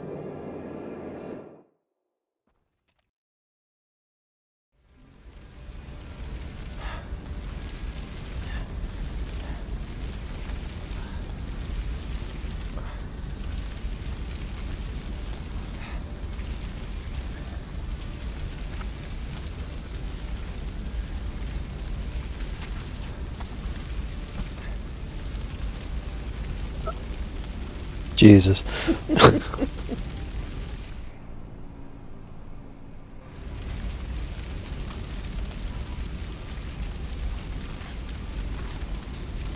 See, I would be the exact same way if instead of Teenage Mutant Ninja Turtles, it was Teenage Mutant Kramer Turtles.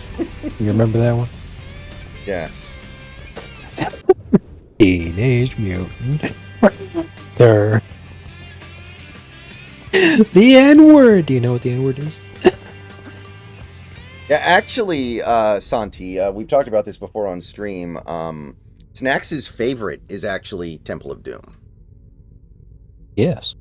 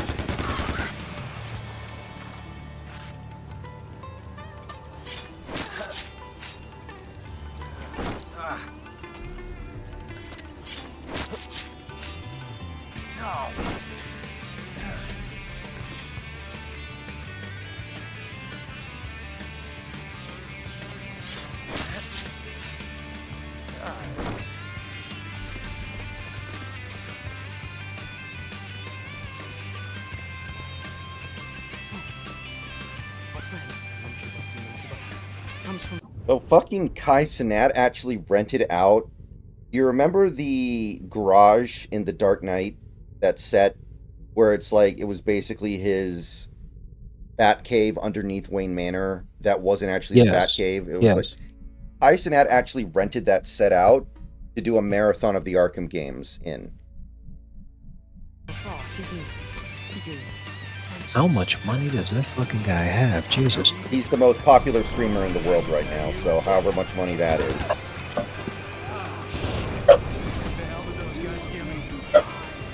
Like $5?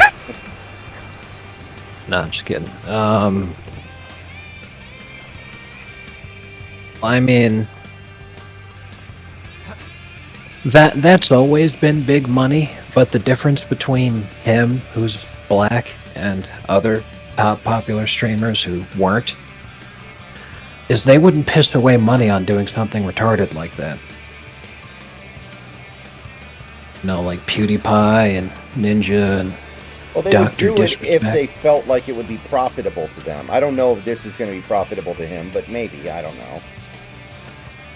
I mean, he also got one of those fucking robots that Elon made just so they could abuse the shit out of it. Yeah. Yeah, you know, stuff like that. It's like this guy is, you know, he's got the money coming in, and he's spending almost all of it as soon as it comes in. If it's not on frivolous crap, then it's on, you know, trying to reinvest into his product, but doing it in an outrageous way that's almost certain to, you know, like you said, not make profit. So, the minute this guy's viewership starts to taper off, he's cooked. Yeah. Apparently, right after Trump got interviewed by Aiden Ross on Kick, you know, during the campaign, Kamala Harris's team was contacting Kai Cenat, trying to get a stream with him, and he did not want to get involved. Yeah. Yeah, that makes sense, because, you know, no one is more aware of how much black women are terrible than black men. Right. He would have been like, get that broad the fuck away from me. He's an absolute poison. I mean, maybe the only good business sense he's ever shown. Yeah. Apparently, he even said there was a girl that he liked who really wanted him to have Kamala on his stream, and he was still like, no, and he was like angry about it because she was like trying to use it as like a negotiation thing, and he's just like, no, I don't want to get involved in politics. Fuck off. Yeah.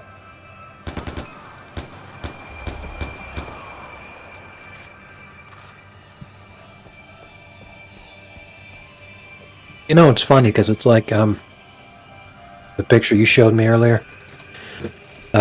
Every third hetero couple, Yeah, regular woman, and then the most racist man alive. right.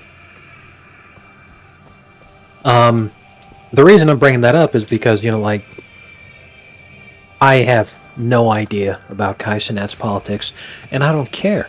Because the simple truth is, like, the way that people have managed to make things go because they're retarded and they never think, you know, about long-term consequences of these things, is they've created a political dichotomy between the sexes where now it's like the more feminine you are, you trend left, the more masculine you are, you trend right. To the point where even if people don't want to identify along those party lines, it pretty much aligns. So, you know, women might be like, "Oh my God, how could you tolerate being with a guy who's racist?" And it's all like, well, if every guy is racist now, then you're either single forever or you deal with your boyfriend being racist. You can't avoid that. It's the same way we can't avoid you being obsessed with goofy shit and being a retarded communist and thinking that I need to pay more in taxes so that you can feel good about yourself. You know? Right. So, like I said, I don't know anything about Kai Cenat's politics, but that, him not wanting to get involved, is kind of the perfect display of how even if you don't want to identify by anything, you know, if you're a guy, you kind of just trend further and further right, is because if you were left-wing, with how we identify left-wing nowadays, you're forced to get involved. You're forced to make a statement. You're forced to constantly cape up for these retards. But if you want to stay out of it, you're right of center, because that's how the Overton window is shifted. Right. Many years ago, and I don't know if he would like take back this statement now, but Gavin McInnes had a saying he was like, in politics I ultimately separate people into two camps. The people who want to be left alone and the people who won't leave you the fuck alone. Yeah. Yeah, that's pretty dead on.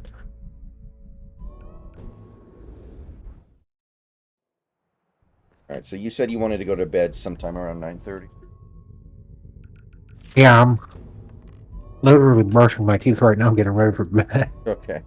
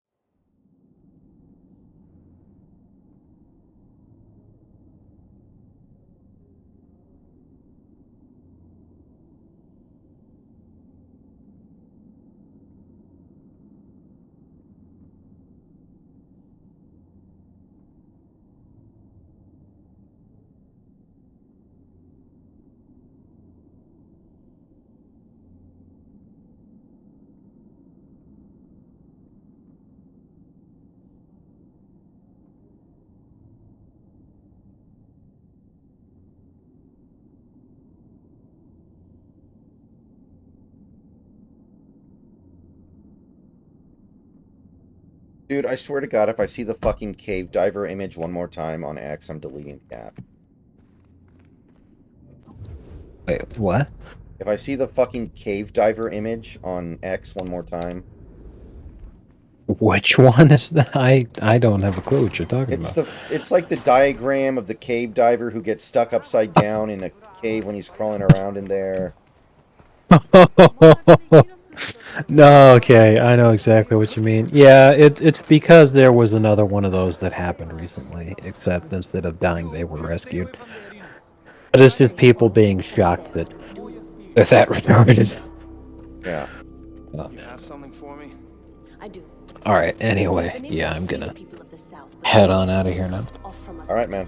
Have a good rest of your night. I will see you tomorrow. And free the north. Yeah, take it easy. Now, the bridge is heavily defended.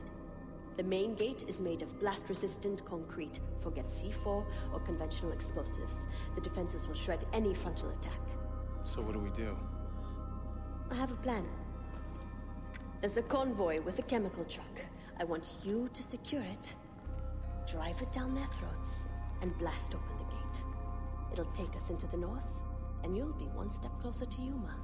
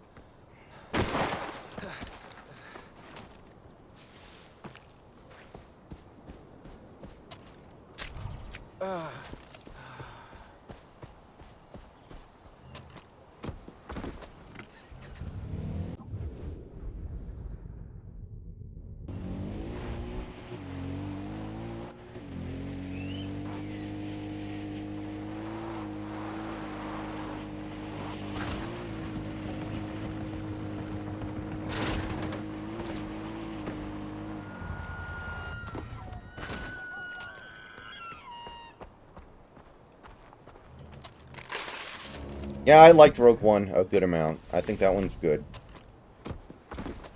Don't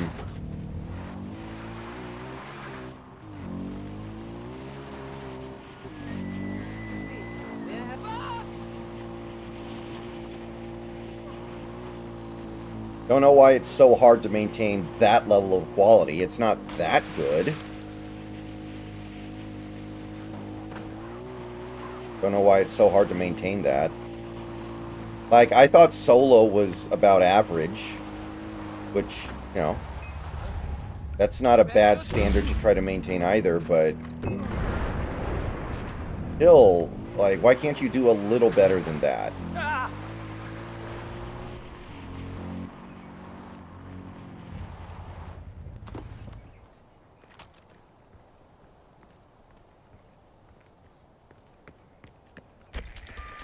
Amita, I reached the spot.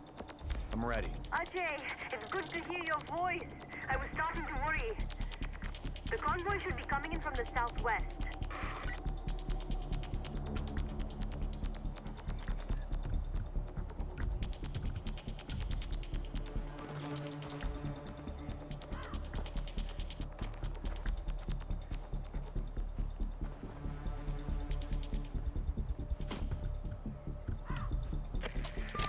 They'll be there any moment.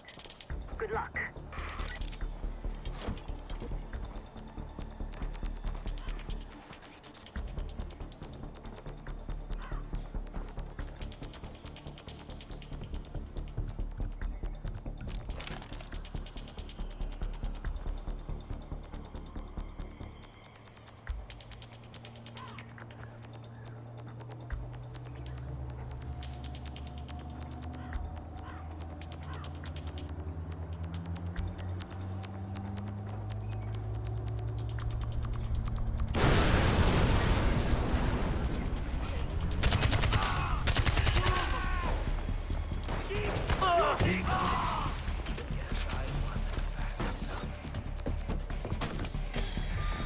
Amita, I got the truck.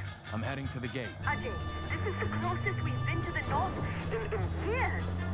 Thank you. And it goes without saying, good luck and please, don't get yourself killed.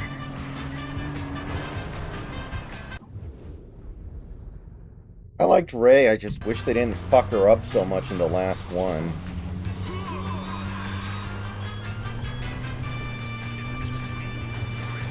And the thing is, she clearly doesn't want to be there anymore, and I guess a lot of the actors wouldn't want to be there anymore, but... Like, Harrison Ford didn't want to be there after the first one. He never wanted to be there, but... Man, she just... You can tell she just doesn't really want to be there anymore, and it's depressing.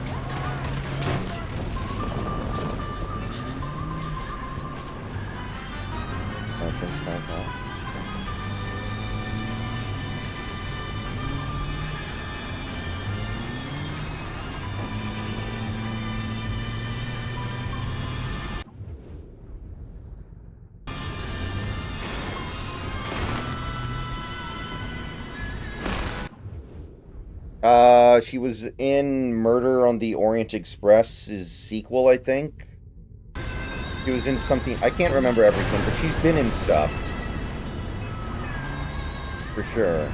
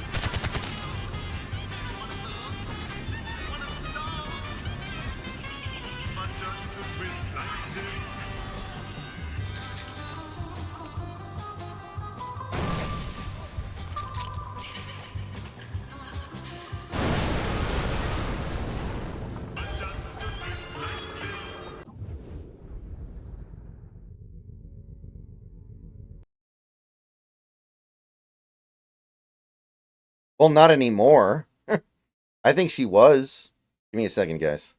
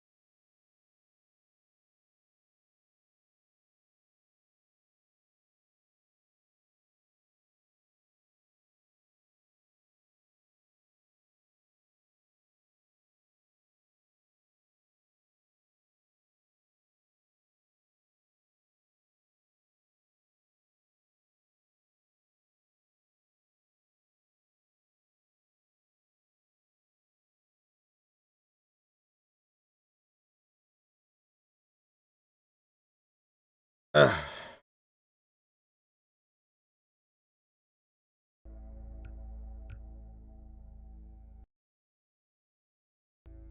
you guys can still see me and hear me, right? We're good?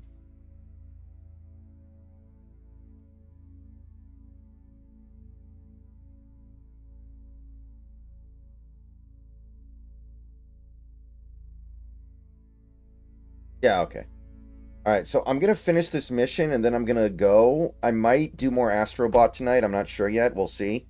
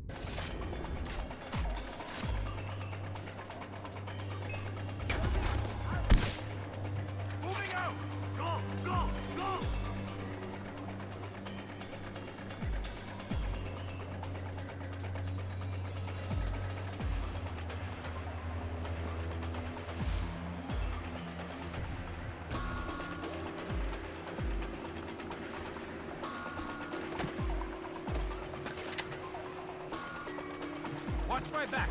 Going down. I'm gonna find you, Gale. No chance. Wait! Man. You don't deserve to live!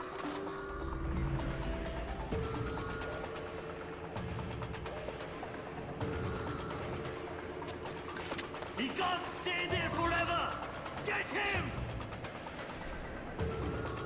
You can't evade me forever, Gale!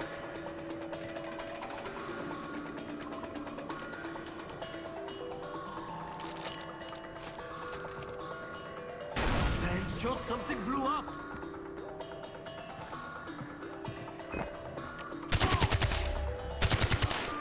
Amita, I captured the bridge. I'll patch you through. That's fantastic news, Ajay. Hold on. Ajay, enemies are inbound from the north. It's the Royal Guard, Pagan Min's elite. They're tough, but you can't let them retake the bridge. Okay, good luck.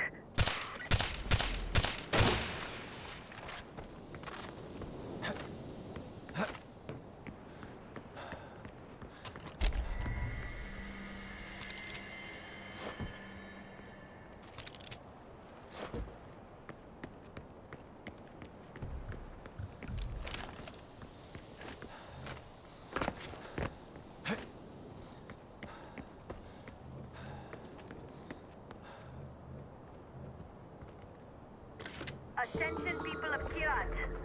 Ajay Gale, hero of the Golden Path, has captured the bridge separating us from our lost comrades in the north. This is a historic day for the liberation of our country and a blow against Pagan Min's tyranny. All forces, move in to secure the bridge. I will name your motherfucking animal!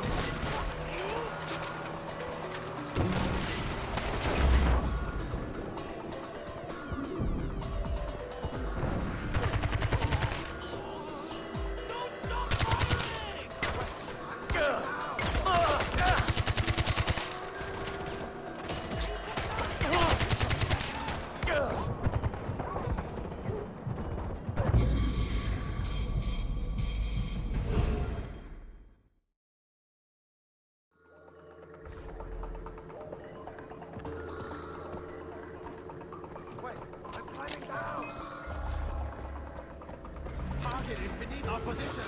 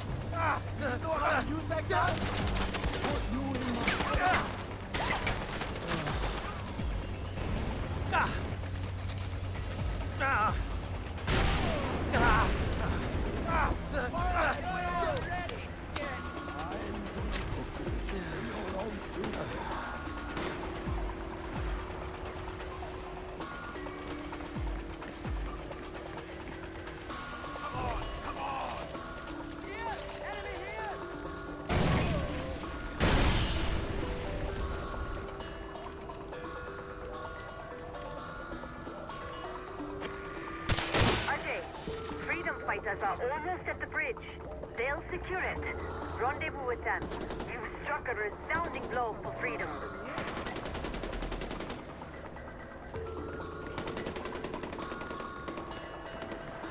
Ajay, on behalf of the Golden Path and its righteous leader Anika, you've paved the way for freedom, and it's a road that will drive straight over Bacon. All right.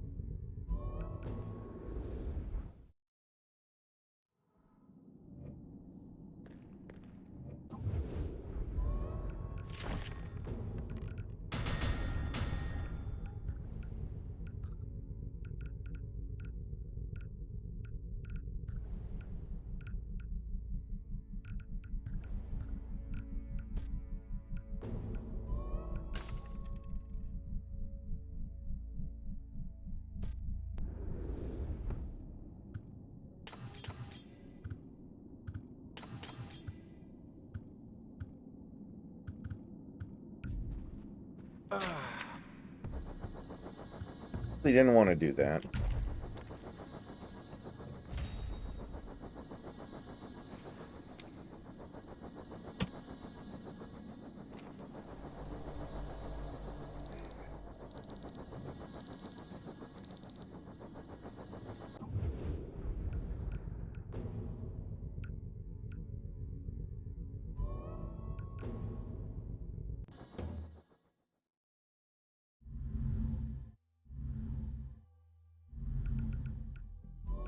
All right, guys. I might come back to do more Astrobot. I might not. We'll see. See you guys later.